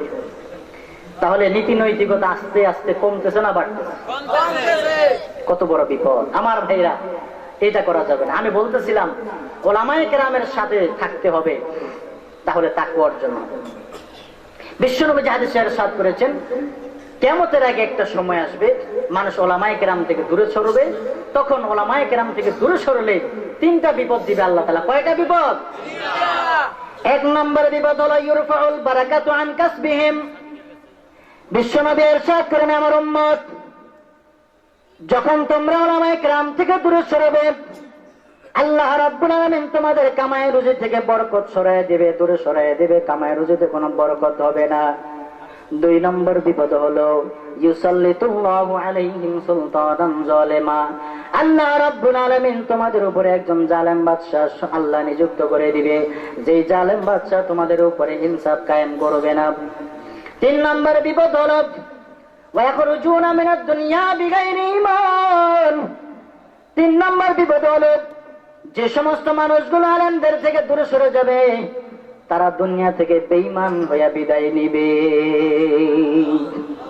সবাই একটু ইমানের শক্তি দেওয়া কর নাউজুবিল্লাহ। তাহলে ওলামায়ে কেরামের সাথে থাকবো না দূরে যাব? আমরা কোরআনকে জিজ্ঞেস করলাম তাকওয়া কেমনে অর্জন করব? কোরআন বলল ওলামায়ে কেরামের সঙ্গে থাকো, তাহলে তোমরা তাকওয়া অর্জন করতে পারবে। এবার আমরা কোরআন আরেকটা প্রশ্ন করবো, কোরআন বলে দেখি আমরা যদি মুত্তাকি হয়ে যাই তাহলে আমাদের কি লাভ হবে? কোরআন আমাদেরকে বলে দেয় যদি তোমরা তাকওয়া অর্জন করতে পারো তাহলে আল্লাহর তৈরি জান্নাতের মালিক আল্লাহ তোমাদেরকে বানায়া দিবে। আমরা বললাম দলিল দাও, কোরআন দলিল দিচ্ছে وَأَمَّا مَنْ خَافَ مَقَامَ رَبِّهِ وَنَهَى النَّفْسَ عَنِ الْهَوَى فَإِنَّ الْجَنَّةَ هِيَ الْمَأْوَى। আল্লাহ রাব্বুল আলামিন বলছেন যেই ব্যক্তি আল্লাহর সামনে দাঁড়ানোকে ভয় করে এবং নিজের মনের আশা থেকে খায়েশ থেকে সে বিরত থাকে, ফাইনাল জান্নাতা হিয়াল মাওয়া, মৃত্যুর সাথে সাথে আল্লাহ তাআলা আল্লাহ রাব্বুল আলামিন হাকামুল হাকিমিন জান্নাতকে তার চির সুখের ঠিকানা বানায় দিবে। সুবহানাল্লাহ। আরো আস্তে কোন সুবহানাল্লাহ। আমরা আবার কোরআনকে প্রশ্ন করলাম, এ কোরআন বলো দেখি আমরা যদি মুত্তাকি হয়ে যাই জান্নাতটি একটা না ডাবল? কোরআন আমাদেরকে উত্তর দিচ্ছে ওয়ালিমান খাফা মাকামা রাব্বিহি জান্নাতান।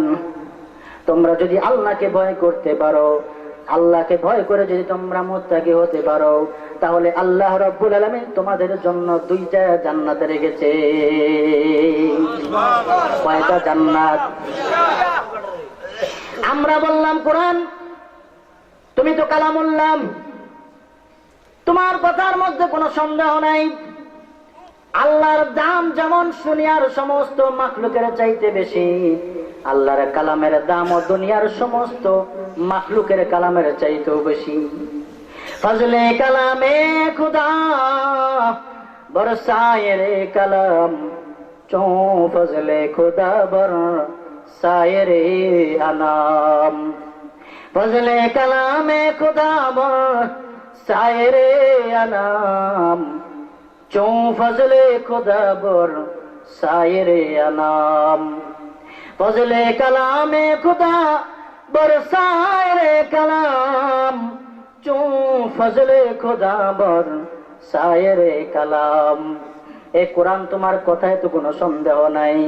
আমরা তোমাকে প্রশ্ন করি, এ কোরআন আমাদেরকে বলো দেখি, তাকওয়া যদি আমরা অর্জন করি তাহলে এই তাকওয়া কি শুধু এই তাকওয়ার দ্বারা যে লাভ আমরা পাবো সেটা কি শুধু আখিরাতেই না দুনিয়াতেও পাবো? কোরআন আমাদেরকে উত্তর দিল, তাকওয়া অর্জন যদি তোমরা করতে পারো তাহলে আখিরাতে তো জান্নাত পাবে, দুনিয়ার মধ্যে তোমাদের লাভ আছে। আমরা বললাম কি লাভ একটু বুঝায় দাও। কোরআন আমাদেরকে বলছে ওয়ামাইয়াত্তাকিল্লাহা ইয়াজআল লাহু মাখরাজা ওয়া ইয়ারযুকুহু মিন হাইথু লা ইয়াহতাসিব। কোরআন আমাদেরকে উত্তর দিচ্ছে, যে ব্যক্তি তাকওয়া অর্জন করবে আল্লাহ রাব্বুল আলামিন তাকে 2টা পুরস্কার দান করবে। দুনিয়াতে কয়টা? আখিরাতে দান করবে 2টা জান্নাত, দুনিয়াতে 2টা পুরস্কার। 1 নম্বর হলো ইয়াজআল লাহু মাখরাজা। এ বান্দা তুমি যদি তাকওয়া অর্জন করতে পারো তাহলে আল্লাহ রাব্বুল আলামিন তোমার বিপদ আপদ অভাব অনটন থেকে মুক্তির ব্যবস্থা আল্লাহ রাব্বুল আলামিন তোমার জন্য করে দিবে। 2 নম্বর পুরস্কার হলো ওয়ায়ারযুকুহু মিন হাইসু লা ইয়াহতাসিব। আর আল্লাহ রাব্বুল আলামিন তোমাকে এমন জায়গা থেকে রিজিক দান করবে তুমি জীবনেও কল্পনা করতে পারো নাই। সবাই কয় না সুবহানাল্লাহ? এমন জায়গা থেকে আল্লাহ রাব্বুল আলামিন তোমাকে রিজিক খাওয়াবে তুমি ভাবতেও পারো নাই। আল্লামা আব্দুল্লাহ ইবনে আব্বাস রাদিয়াল্লাহু তাআলা আনহু রাইসুল মুফাসসিরিন এই আয়াতের শানে নুজুল ব্যাখ্যা করতে গিয়ে শানে নুজুল লিখতে গিয়ে উল্লেখ করেন এই আয়াতটা কেন নাজিল হলো। বিশ্বনবীর একজন সাহাবী, নাম তার আউফ ইবনে মালিক। কি নাম? সবাই বলেন কি নাম? আউফ ইবনে মালিক নামে এক সাহাবী। তার একটা সন্তান ছিল 12 বছর বয়সের, তার নাম হলো সালেম।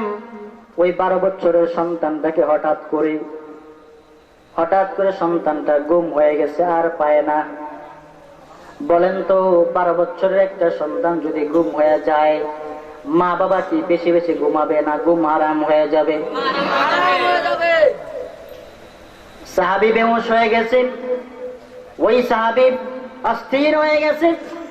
1 সপ্তাহ হয়ে গেছে, সালেমের কোনো খোঁজ নাই, কোনো সন্ধান নাই। কে বা কারা সালেমকে গুম করে নিয়ে গেছে? পুরুষ মানুষ হয়তো বা কিছুটা ধৈর্য ধরতে পারে, কিন্তু ঘরের মধ্যে যে মা জননী আছে সেই মা তো কাঁদতে কাঁদতে অস্থির হয়ে গেছে, সারাক্ষণ শুধু মা কান্দে। আর বাড়ির জানালা দিয়া শুধু সালেমের আসার কারণ আসার পথের দিকে তাকায় থাকে, কখন জানি সালেম আসবে, শুধু সেই দিকে তাকায় থাকে। বিশ্বনবীর কাছে 1 সপ্তাহ পর আউফ ইবনে মালিক রাদিয়াল্লাহু তাআলা আনহু আসলেন। এসে বললেন, ইয়া রাসূলুল্লাহ, ইয়া হাবিবাল্লাহ, আমার প্রাণের সন্তান সালেম মারা গেছে, গুম হয়ে গেছে, 1 সপ্তাহ হয়ে গেল, কোনো সন্ধান নাই, কোনো খোঁজ নাই, কোথায় গেল, কে বা কাহারা নিয়ে গেল? ইয়া রাসূলুল্লাহ, এই মুহূর্তে আমি কি করব? বিশ্বনবীজি তাকে 2টা পরামর্শ দিলেন, 2টা আমল দান করলেন। 1 নাম্বার আমল হলো তুমি বেশি বেশি পড়ো লা হাওলা ওয়ালা কুওয়াতা ইল্লা বিল্লাহিল আলিয়্যিল আযীম। 1 নাম্বার পরামর্শ দিলেন তুমি লা হাওলা ওয়ালা কুওয়াতা ইল্লা বিল্লাহিল আলিয়্যিল আযীম, এটা বেশি বেশি পড়ো। 2 নাম্বার পরামর্শ দিলেন বিশ্বনবীজি, এ আউফ ইবনে মালিক, তুমি সবর করো এবং তাকওয়া অর্জন করো। কি অর্জন করো? তাকওয়া। আউফ ইবনে মালিক বললেন, ইয়া রাসূলুল্লাহ, আমি আপনার সব কথা মানতে প্রস্তুত, কিন্তু সালামের মা 1 সপ্তাহ যাবৎ না খেতে খেতে সালামের মায়ের শরীরটা কঙ্কাল হয়ে গেছে, সারাক্ষণ কাঁদতে কাঁদতে চোখের পানি শুকিয়ে গেছে। ইয়া রাসূলুল্লাহ, সালামের মাকে আমি কি বুঝ দেব? বিশ্বনবীজি বললেন, এ আউফ ইবনে মালিক, তুমি তোমার স্ত্রীর মাকে তুমি বলে দিও, বিশ্বনবীজি তোমাকে হুকুম দিয়েছে তাকওয়া অর্জন করার জন্য। কারণ মানুষ যখন বিপদে পড়ে তখন মানুষ যে যেই দিকে পথ দেখায় সেই দিকে দৌড়ায়। একজন মানুষ বিপদে পড়ছে, একজন এসে পরামর্শ দিল তুমি মাজারে যাও, দৌড়ায় গেল মাজারে। আরেকজন এসে পরামর্শ দিল তুমি ক্ষেতের মধ্যে যাও, দৌড়ায় গেল ক্ষেতের মধ্যে। আরেকজন এসে পরামর্শ দিল তুমি অমুক রে সেজদা করো, যায় দিল সেজদা। আরেকজন এসে পরামর্শ দিল তুমি অমুককে এত টাকা দিয়ে দাও, যায় এত টাকা দিয়ে দিল। আরেকজন এসে পরামর্শ দিল অমুক নেতার কাছে যাও, তার কাছে গেল। ইয়া রাসূলুল্লাহ, এই বিপদের মুহূর্তে তার মাকে আমি কি জবাব দিব?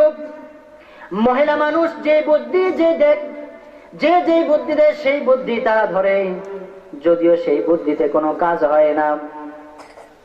বিশ্বনবীজি বললেন, তুমি আমার পক্ষ থেকে সালেমের মাকে তুমি জানিয়ে দিও, বিশ্বনবীজি তোমাকে ঠিক এই 2টা আমল করার নির্দেশ দিয়েছেন। 1 নম্বর আমল হলো তুমি পড়বা লা হাওলা ওয়ালা কুওয়াতা ইল্লা বিল্লাহিল আলিয়্যিল আযীম।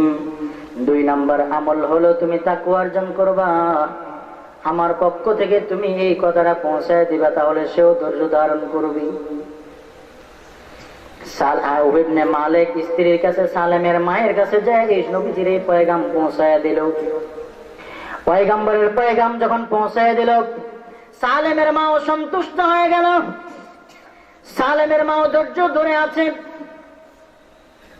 এভাবে কয়েকদিন কেটে গেল, সালেমের কোনো সন্ধান নাই।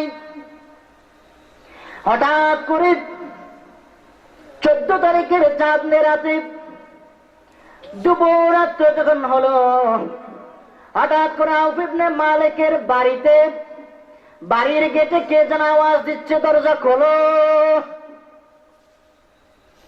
বাড়ির গেটে দরজার আওয়াজ দেওয়ার সাথে সাথে সালেমের মা লাফ দিয়ে উঠে বলছে, ও আউফ ইবনে মালিক, তুমি ঘুমায় আছো নাকি? মনে হয় আমার ছেলে সালেম চলে এসেছে। বাবা এদিকে ভয়ে দরজা খুলছে না, হয়তো কোনো বিপদ হতে পারে। যেহেতু একবার সন্তানকে গুম করে নিয়ে গেছেন, এখন হয়তো আমাদেরকেও কোনো বিপদে ফেলার জন্য আসতে পারে। এই জন্য আউফ ইবনে মালিক ভয়ে ভয়ে দরজা খোলে না। আউফ ইবনে মালিক বলছে, কে তুমি? সালেম ডাক দিয়ে বলছে, আব্বা জান, আমি আপনার পুত্র সালেম, আমি সহি সালামতে আপনাদের কাছে এসে পৌঁছেছি। জোরে জোরে করেন আলহামদুলিল্লাহ।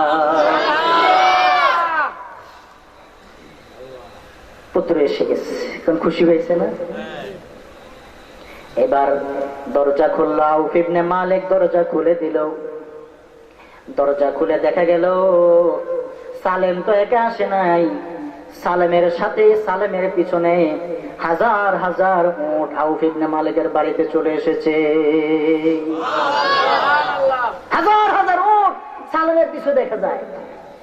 আউফ ইবনে মালিক তাকে দেখি, যতদূর পর্যন্ত চোখের আলো যায়, যতদূর পর্যন্ত দৃষ্টির সীমা যায়, ততদূর পর্যন্ত শুধু উট আর উট দেখা যায়।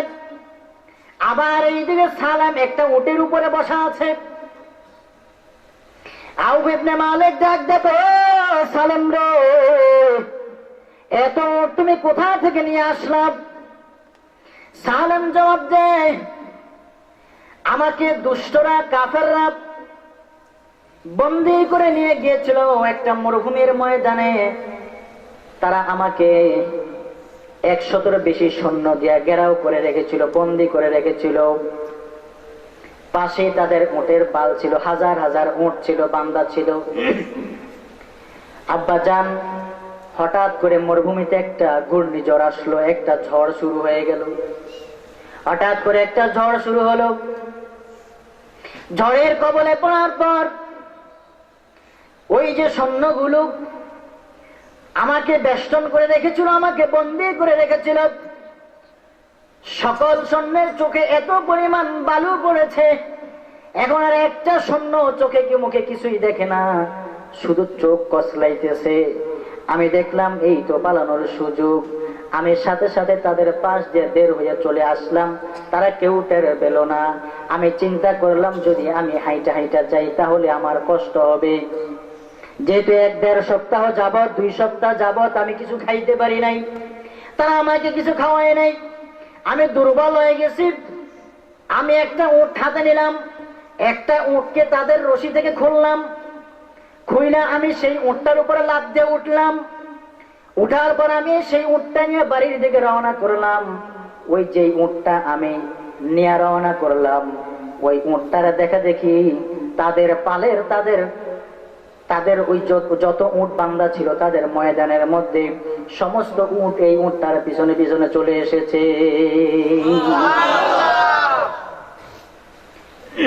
আউফ ইবনে মালিক বললেন, সালেম তুমি আসছো ভালো কথা, আমরা খুশি হয়েছি,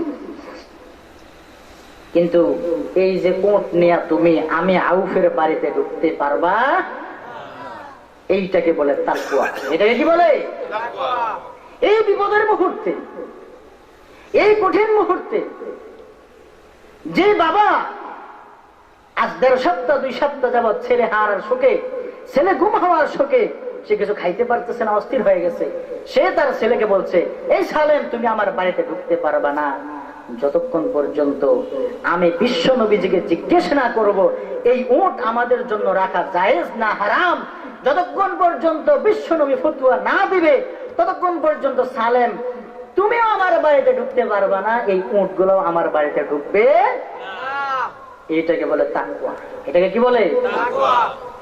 আমরা বলে ফতোয়া দিতাম যে দুশ্মনের থেকে আইছে, যা আইছে সব হালাল, লাইকা তো সব বাড়িতে আল্লাহ ব্যবস্থা করছে। কে ব্যবস্থা করছে? আসলে ব্যবস্থা করছে কে?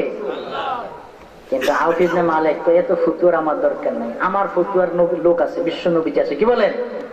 এখন দেখবেন চায়ের দোকানে বসে বসে অনেকেই ফতুয়া দেয়, দেয় কি দেয় না? হুজুরের কাছে ফতুয়া জানার দরকার নাই, দরকার আছে? হুজুরের কাছে ফতুয়া চাওয়ার দরকার নাই, এখন ফতুয়া দেওয়ার বহু লোক আছে, এখন টেলিভিশনেও ফতুয়া দেওয়া হয়, ঠিক কিনা? তো আপনাদের এদিকে দেয় না মনে হয়? টেলিভিশনের ফতুয়া মানবেন না আপনার মসজিদের হুজুরের ফতুয়া মানবেন? টেলিভিশনের হুজুরের ফতুয়া মানে লাভ নাই, সেই দিকে কথা বলবো না। আমার ভাইরা, ফতুয়া দেওয়ার বহু মানুষ আছে, ফতুয়া কারা দিতে পারবে, ফতুয়া কোথায় থেকে নিতে হবে হুজুর থেকে জানা নিবেন। জায়গা জায়গা থেকে ফতুয়া নিলে আপনারও বিপদ, ফতুয়া যিনি দিবে তারও বিপদ। নিজে নিজে ফতুয়া দিবেন না। আপনি নিজে ফতুয়া দিলে মুফতিরা এত কিতাব পড়ে মুফতি হয়েছে কি জন্য? তাদের মুফতি হওয়ার দরকার ছিল না। আউফ ইবনে মালিক বললেন যে আমার ফতুয়ার দরকার নাই, আমার ফতুয়ার লোক আছে, আমার বিশ্ব নবী আছে, আমি নবীজির কাছে যাব, নবীজি আমাকে ফতুয়া দিবে এই উট আমার জন্য রাখা জায়েজ না হারাম। যদি নবীজি বলে জায়েজ, তুমি এই উট নিয়ে আমার বাড়িতে আসতে পারবা, নাইলে তুমি এই বাড়ির বাহিরে থাকবা। আউফ ইবনে মালিক এই গভীর রাত্রে চলে গেলেন নবীজির দরবারে। নবীজির দরবারে যাইয়া সমস্ত ঘটনা খুলে বললেন। বিশ্ব নবীজি সালেমকে ডেকে বললেন, সালেম এই উট কিভাবে তোমার সাথে আসলো? সালেম সব ঘটনা নবীজির সামনে খুলে বলল, যেমনটা তার পিতার সামনে খুলে বলেছিল। বিশ্ব নবীজির সামনে হযরতে সালেম 12 বছরের সন্তান সালেম বিশ্ব নবীজির সামনে সবকিছু খুলে বলে ফেলল। নবীজি তখন সালেমকে প্রশ্ন করে, সালেম এগুলো তো তুমি আনো নাই? না ইয়া রাসূলুল্লাহ, আমি আনি নাই। যেহেতু দুশ্মনের একটা উট আমার প্রয়োজন ছিল, আমি একটা উট এনেছি। বিশ্ব নবীজি নিজের থেকে কোনো কথা বলতেন না যতক্ষণ পর্যন্ত আল্লাহ রাব্বুল আলামিনের পক্ষ থেকে ওহী নাজিল না হতো।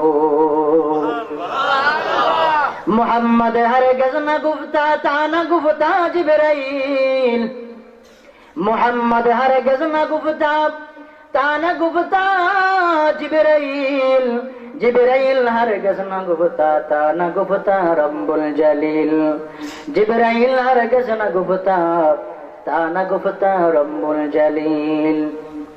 ওয়ামা ইয়ানতিকু আনিল হাওয়া ইন হুয়া ইল্লা ওয়াহয়ুন ইউহা।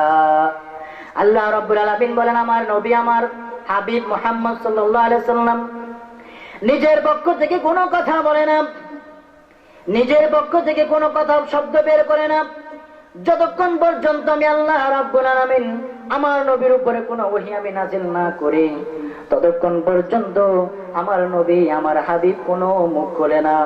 নবীজির কাছে ফতোয়া আসলো আউফ ইবনে মালিক, নবীজি এবার অপেক্ষায় আছে দেখি আল্লাহর পক্ষ থেকে কি ফতোয়া আসে। আমার ভাইয়েরা, ফতোয়া শুধু মুফতিরা দেয় না, আজকের আলেমরা দেয় না, ফতোয়া দিয়েছেন প্রথমে আল্লাহ। কে দিয়েছেন? আল্লাহ।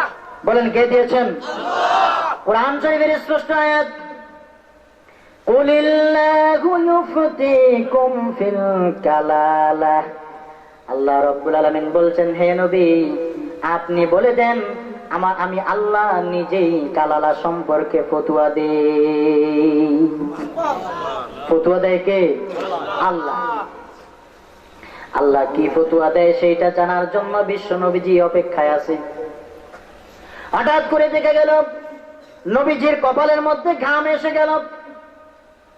আম্মা জান হযরত আয়েশা রাদিয়াল্লাহু তাআলা আনহা ইরশাদ করেন, যখন ওহী নাযিল হওয়ার সময় হতো বিশ্ব নবীজির কপাল ঘর্মাক্ত হয়ে যেত, কপালের মধ্যে ঘাম এসে যেত, নবীজির শরীরের মধ্যে গরম এসে যেত, নবীজির মাথা ঝুঁকে যেত নিচের দিকে।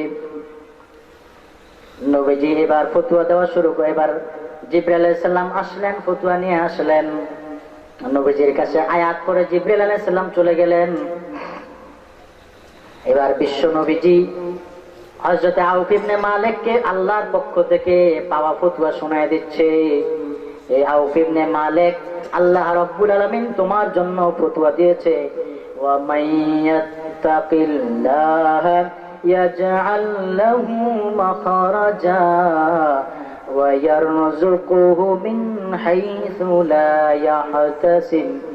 আল্লাহ রাব্বুল আলামিন বললেন, যে ব্যক্তি বিপদের সময় ধৈর্য ধারণ করবে, তাকওয়া অবলম্বন করবে, আল্লাহ রাব্বুল আলামিন তার বিপদ থেকে মুক্তির জন্য রাস্তা খুলে দিবে। খুললো কিনা? আউফ ইবনে মালিকের বিপদ থেকে উদ্ধার হওয়ার জন্য আল্লাহ রাস্তা খুলে দিয়েছে কিনা? দিয়েছে। আমাইয়াত্তাকিল্লাহ, যেই ব্যক্তি আল্লাহকে ভয় করবে, তাকওয়া অবলম্বন করবে, ইয়াজআল লাহু মাখরাজা, আল্লাহ রাব্বুল আলামিন তার বিপদ থেকে মুক্তি পাওয়ার জন্য পথ খুলে দিবে। মাখরাজা অর্থ হলো বিপদ থেকে উদ্ধার হওয়ার পথ। আল্লাহ রাব্বুল আলামিন বিপদ উদ্ধার হওয়ার পথ আল্লাহ তাআলা আবিষ্কার করে দিবে। যেমন হযরত আউফ ইবনে মালিক রাদিয়াল্লাহু তাআলা আনহুর বিপদ থেকে উদ্ধার হওয়ার জন্য আল্লাহ তাআলা পথ খুলে দিয়েছেন। এরপরে দ্বিতীয় ঘোষণা, দ্বিতীয় পুরস্কার, ওয়ারযুকু মিন হাইসু লা ইয়াহতাসিব। আল্লাহ রাব্বুল আলামিন ওই মুত্তাকিকে এমন জায়গা থেকে খানা খাওয়াবে, লা ইয়াহতাসিব, সে কখনো কল্পনাও করে নাই। এমন জায়গা থেকে যে রিজিক আসবে সে কখনোই কল্পনা করতে পারে নাই। বিশ্ব নবীজি আল্লাহর প্রিয় হাবিব হযরত আউফ ইবনে মালিককে ফতোয়া শোনায় দিলেন, আউফ ইবনে মালিক, তোমার ছেলে যে উটগুলা নিয়ে এসেছে সেই উটগুলা সম্পর্কে আল্লাহ রাব্বুল আলামিন ফতোয়া দিলেন, ওয়ারযুকু মিন হাইসু লা ইয়াহতাসিব। এই আয়াতের মধ্যে আল্লাহ তাআলা বুঝায় দিলেন, তোমার ছেলের সাথে যত উট এসেছে সমস্ত উটের মালিক এখন তুমি। তুমি যে বিপদের মধ্যে ধৈর্য ধারণ করেছো, সেই বিপদের মধ্যে ধৈর্য ধারণ করার কারণে আল্লাহ তাআলা তোমার গুম হওয়া সন্তানকেও ফিরে দিল, তোমার কোলে তোমার সন্তান চলে আসলো, আবার হাজার হাজার উটের মালিকও তুমি হয়ে গেলে। তাকওয়া অবলম্বন করলে, তাকওয়া অর্জন করলে লাভ না ক্ষতি? সবাই আওয়াজ দেবেন, লাভ না ক্ষতি? আমরা বললাম কোরআনকে, কোরআন বলো দেখি যদি আমরা তাকওয়া অর্জন করি আর কিছু লাগবে কিনা? কোরআন বলে না না, কিছু দরকার নাই, কারণ তোমাদের কোনো কিছু আল্লাহর কাছে পৌঁছে না। আল্লাহর কাছে একমাত্র কবুল হয় তোমাদের অন্তরের তাকওয়া। লা ইয়ানালাল্লাহ লুহুমুহা ওয়ালা দিমাউহা ওয়ালাকিন ইয়ানালুহুত তাকওয়া মিনকুম। কোরআন ইরশাদ করেছেন আল্লাহ রাব্বুল আলামিন, কোরআনে হাকিমের মধ্যে ইরশাদ করেছেন আল্লাহ রাব্বুল আলামিনের কাছে তোমাদের কোরবানির জন্তুর গোশত পৌঁছে না, রক্ত পৌঁছে না, শুধুমাত্র তোমাদের অন্তরের ইখলাস আর তাকওয়া আল্লাহর কাছে যায়। আল্লাহর কাছে তোমাদের কোনো আমলের কোনো কিছুর প্রয়োজন নাই, শুধুমাত্র আল্লাহ রাব্বুল আলামিন তোমাদের অন্তরের অবস্থাটা দেখেন। তোমাদের অন্তরটা যদি খাঁটি হয়, আল্লাহ তাআলা হাদিসের মধ্যে বিশ্বনবী ইরশাদ করেন খাঁটি আমলের সাথে অল্প আমল যদি করো তাহলে এটাই তোমার নাজাতের জন্য যথেষ্ট হয়ে যাবে। হাদিসের মধ্যে বিশ্বনবী ইরশাদ করেন আখলিস দীনাকা ইয়াকফিকাল আমালুল কলিল। হে আমার উম্মত, তোমার আমলকে তুমি খাঁটি করো, তাহলে অল্প আমলেই তোমার নাজাতের জন্য যথেষ্ট হয়ে যাবে।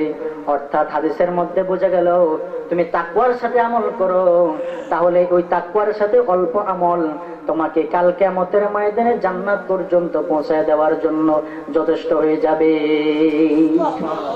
যেন আমল খাঁটি করতে হবে কিনা? আমরা তাকওয়াকে প্রশ্ন করলাম, এই তাকওয়া কোথায় থাকে? তাকওয়ার বাড়ি কোথায়?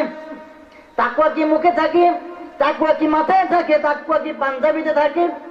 তাকওয়া কি হাতে পায়ে থাকে? না পাঞ্জাবিতে থাকে, না পোশাক আশাকের মধ্যে থাকে।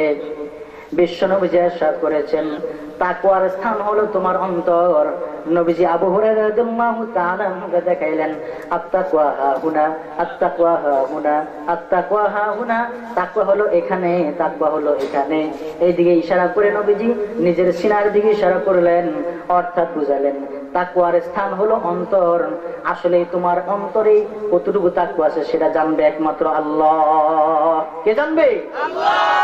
আর যদি তুমি অন্তরের মধ্যে তাকওয়া অর্জন করতে পারো, আল্লাহ রাব্বুল আলামিন কোরআন হাকিমের মধ্যে ইরশাদ করছেন, তাহলে দুনিয়ার বুকে সবচেয়ে উত্তম এবং সম্মানী মানুষ তুমি। ইন্না আকরামাকুম ইনদাল্লাহি আতকাকুম। আল্লাহ বলেন নিশ্চয়ই আল্লাহর নিকটে সবচেয়ে সম্মানিত ব্যক্তি হলো তোমাদের মধ্যে যে সবচেয়ে বড় মুত্তাকি। সবাই একটু আওয়াজ দেখুন সুবহানাল্লাহ। যে যত বড় মুত্তাকি সে তত বেশি আল্লাহর নিকটে সম্মানী। যে যত বড় টাকাওয়ালা সে তত বেশি সম্মানী নয়। যে যত বেশি ক্ষমতার অধিকারী সে তত বেশি সম্মানী নয়। আল্লাহর কাছে ক্ষমতার কোনো দাম নাই, আল্লাহর কাছে ধন সম্পদের কোনো দাম নাই, চেহারা সুরতের কোনো দাম নাই। নবীজি ইরশাদ করেছেন ইন্নাল্লাহা লা ইয়ানজুরু ইলা সুওয়ারিকুম ওয়া আমওয়ালিকুম ওয়ালাকিন ইয়ানজুরু ইলা কুলুবিকুম ওয়া আমালিকুম।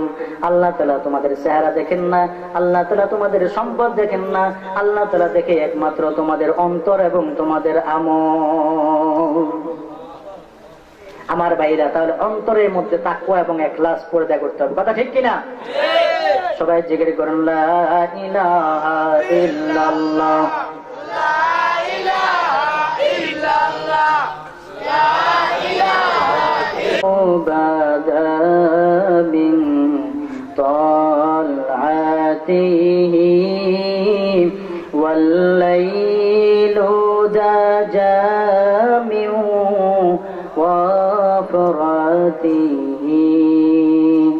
আল্লাহু আল্লাহু আল্লাহু আল্লাহ আল্লাহু আল্লাহু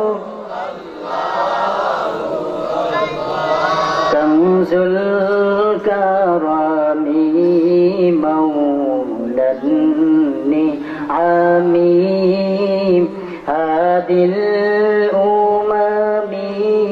لشريعته الله الله الله الله الله أزكى الناس بي على الحسب كل العرب في خدمته الله الله الله الله الله الله جبريل أتى ليلة أسرى ورب دعاك في حضرته الله الله الله الله الله الله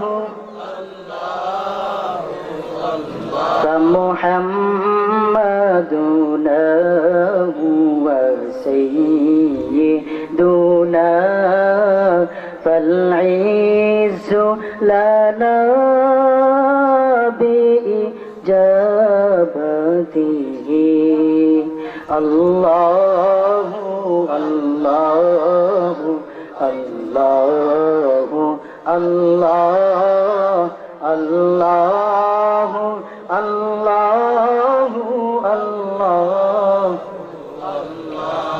আমার ভাইরা এখন রাত্র গভীর হয়েছে, দোয়া কবুলের সময়। যেহেতু শুধু ওয়াজ শুনলেই হবে না, আমলও করতে হবে, ঠিক কিনা? সারা রাত্র ওয়াজ শুনলাম আর সকালবেলা ফজর নামাজ কাজা হয়ে গেল, তাহলে এই ওয়াজের কোনো দাম আছে? আচ্ছা, এখন ওয়াজের পরে হয়তো চাই দেখবেন মা বোনেরা বাড়িতে ঘুমায় আছে, এখন মা বোনদেরকে কষ্ট দিবেন, কি বলেন? ঘুম থেকে উঠাবেন না। ঘুম থেকে উঠালে মা বোনেরা কষ্ট পাবে, তাদের ঘুমে ডিস্টার্ব হবে। তাহলে সবাই ঘরের বাইরে থাকবেন নাকি? কষ্ট দিবেন তাদেরকে, আদরের সাথে দেখবেন, ঠিক কিনা? না ঘরে যাইয়া এমন ঘরের দরজার সামনে এমন চিৎকার দিবেন, আমি অসুই না, দরবেশ হয়ে গেছি, মুত্তাকি হয়ে গেছে, তাকওয়া রস করছে, যেই মুত্তাকি হয়ে আসছি চোখের পানি ফেলায় আজকে গুনাহ সব মাফ করে আসছি। আর এই জাহান্নামীতে ঘরে শুয়ে শুয়ে নাক ডেকে ঘুমায়, দরজা খোল তাড়াতাড়ি। যখন দিলেন চিৎকার, মহিলা ঘুম থেকে উঠে চিন্তা করলো দরজা যদি তাড়াতাড়ি খুলতে না পারি তাহলে মনে হয় এখনই 3 তালাক দিব, জামু কই? দরজা খুলতে যাই স্টিলের আলমারি খুলে বসে দিচ্ছে। এখন কইতেছে কি দরজা খুললি না? তো খুলছি তো, ঢুকেন না কেন? কই দরজা খুলছো? স্ত্রী ভালো করে চোখ টোপ দিলে দেখি স্টিলের আলমারি না খুলছি। তাহলে এরকম করবেন? দমকাদমকি করবেন? তাহলে ওয়াজ বাড়ি পর্যন্ত নিবেন তো? আমার মা বোনেরা, আপনাদেরকে অনুরোধ করি, মাহফিলে আপনারা সহযোগিতা করেছেন, আপনারাও তাকওয়া অর্জন করেন। আল্লাহ রাব্বুল আলামিন পুরুষ মহিলা সবাইকে মুত্তাকি হওয়ার তৌফিক দান করুন।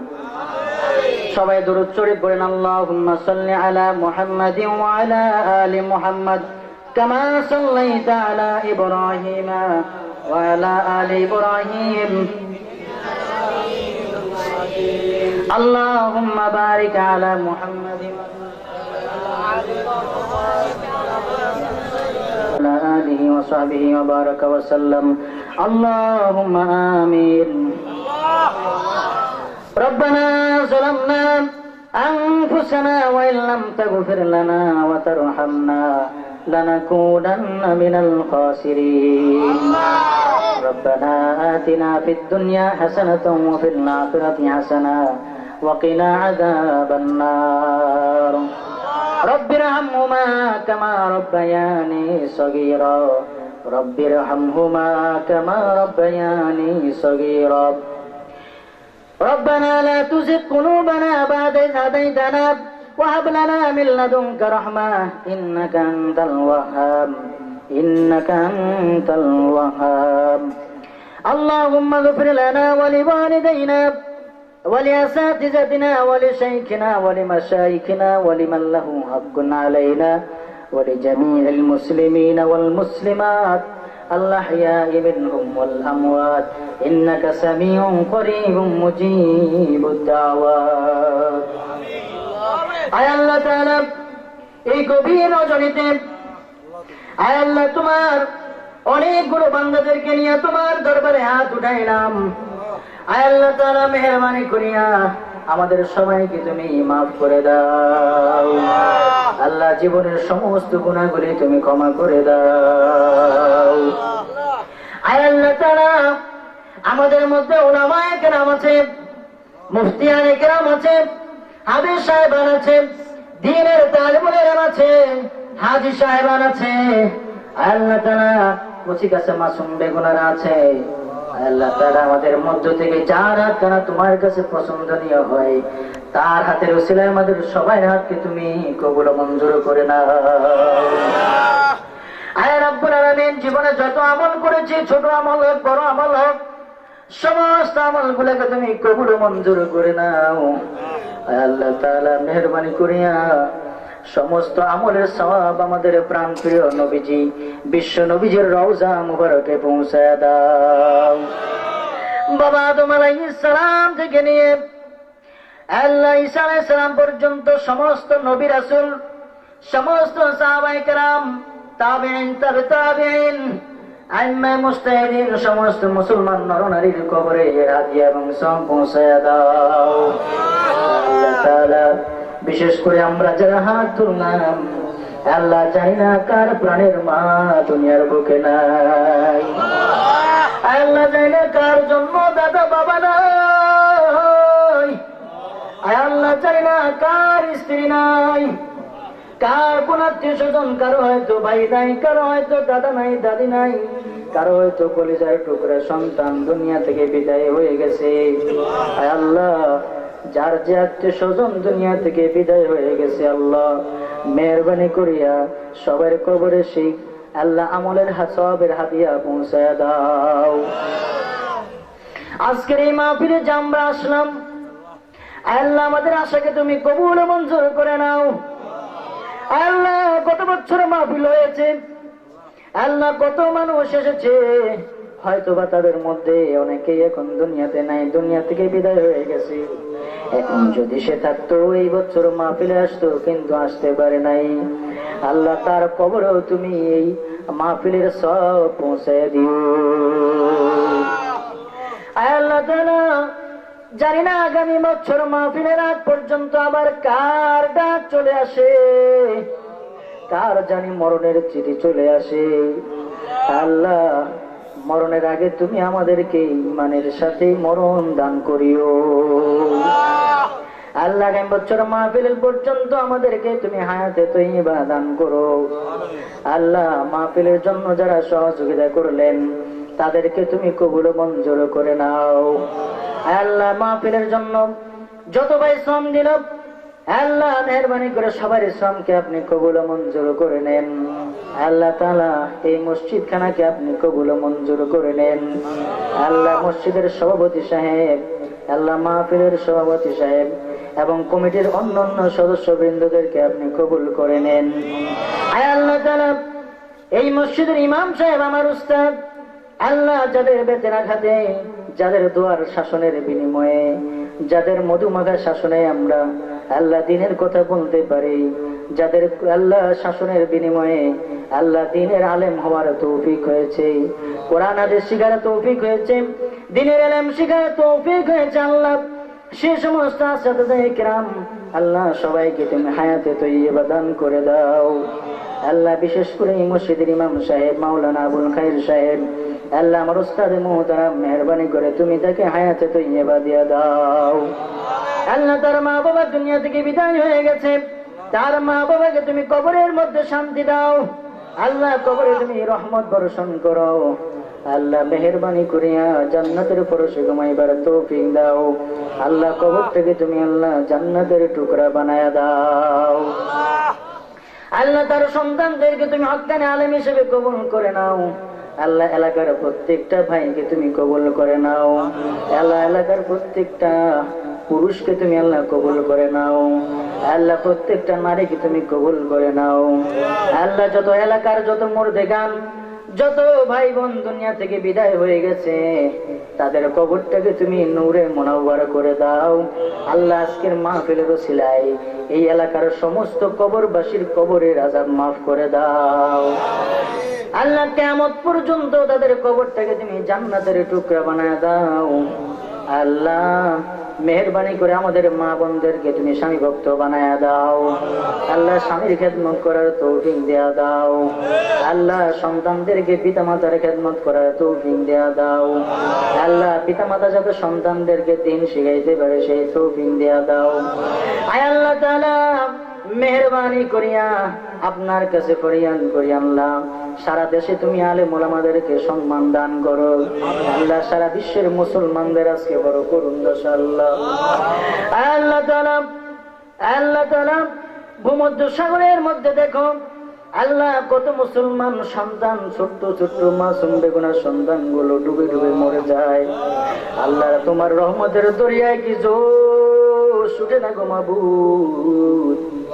আল্লাহ আর কত মুসলমান শহীদ হওয়া লাগবে, আর কত মুসলমান মাছের ঘোড়া খাওয়া লাগবে, আর কত নৌকা ডুবে আল্লাহ সমুদ্রের উত্তাল ঢেউয়ের মধ্যে মুসলমানের এই ছোট্ট ছোট্ট মাসুম বেগুনা অবশ্য সন্তান গুলা মরা লাগবে। আল্লাহ তাদেরও তো জীবনে বাঁচার বড় হওয়ার আশা ছিল। আল্লাহ তারাও তো তোমার কোরআনের হাফেজ হইতে পারতো। আল্লাহ তারাও তো দিনের আলেম হইতে পারতো। আল্লাহ জালিমের জুলুমের কারণে, যুদ্ধের কারণে দেশ ছেড়ে পালাইতে যাইয়া জীবন শেষ হয়ে গেল। আল্লাহ একটা বাবা 3টা সন্তান নিয়ে সাঁতার কাটে সমুদ্রের মধ্যে, ঢেউয়ের আঘাতে একটা সন্তান ছুটে যায়, সন্তানটাকে আর পায় না। এবার 2টা সন্তান নিয়ে সাঁতার কাটতেছে, হঠাৎ করে আরেকটা সন্তান ঢেউয়ের কারণে ছুটে গেল। এবার একটা সন্তান নিয়ে সাঁতার কাটতেছে আর কাঁদতেছে আল্লাহ, আর তোমার দরবারে ফরিয়াদ করতেছে। আল্লাহ কিছু সময় পর ওই সন্তানটাও ঢেউয়ের আঘাতে পানির সাথে মিশে গেল, মাছের গোড়া হয়ে গেল। আল্লাহ বাবাটা জিন্দা সমুদ্রের তীরের মধ্যে উঠলো ঠিক, কিন্তু তার হাত থেকে ছোট্ট ছোট্ট তার 3টা সন্তান পানিতে মরে গেল। আল্লাহ পরের দিন বাবা 3টা সন্তানের লাশ কোলে নিয়ে বাড়ি যায়। আল্লাহ আর কতদিন তুমি মুসলমানদেরকে এই অবস্থায় রাখবে আল্লাহ? আল্লাহ তোমার কাছে ফরিয়াদ গো মাবুদ।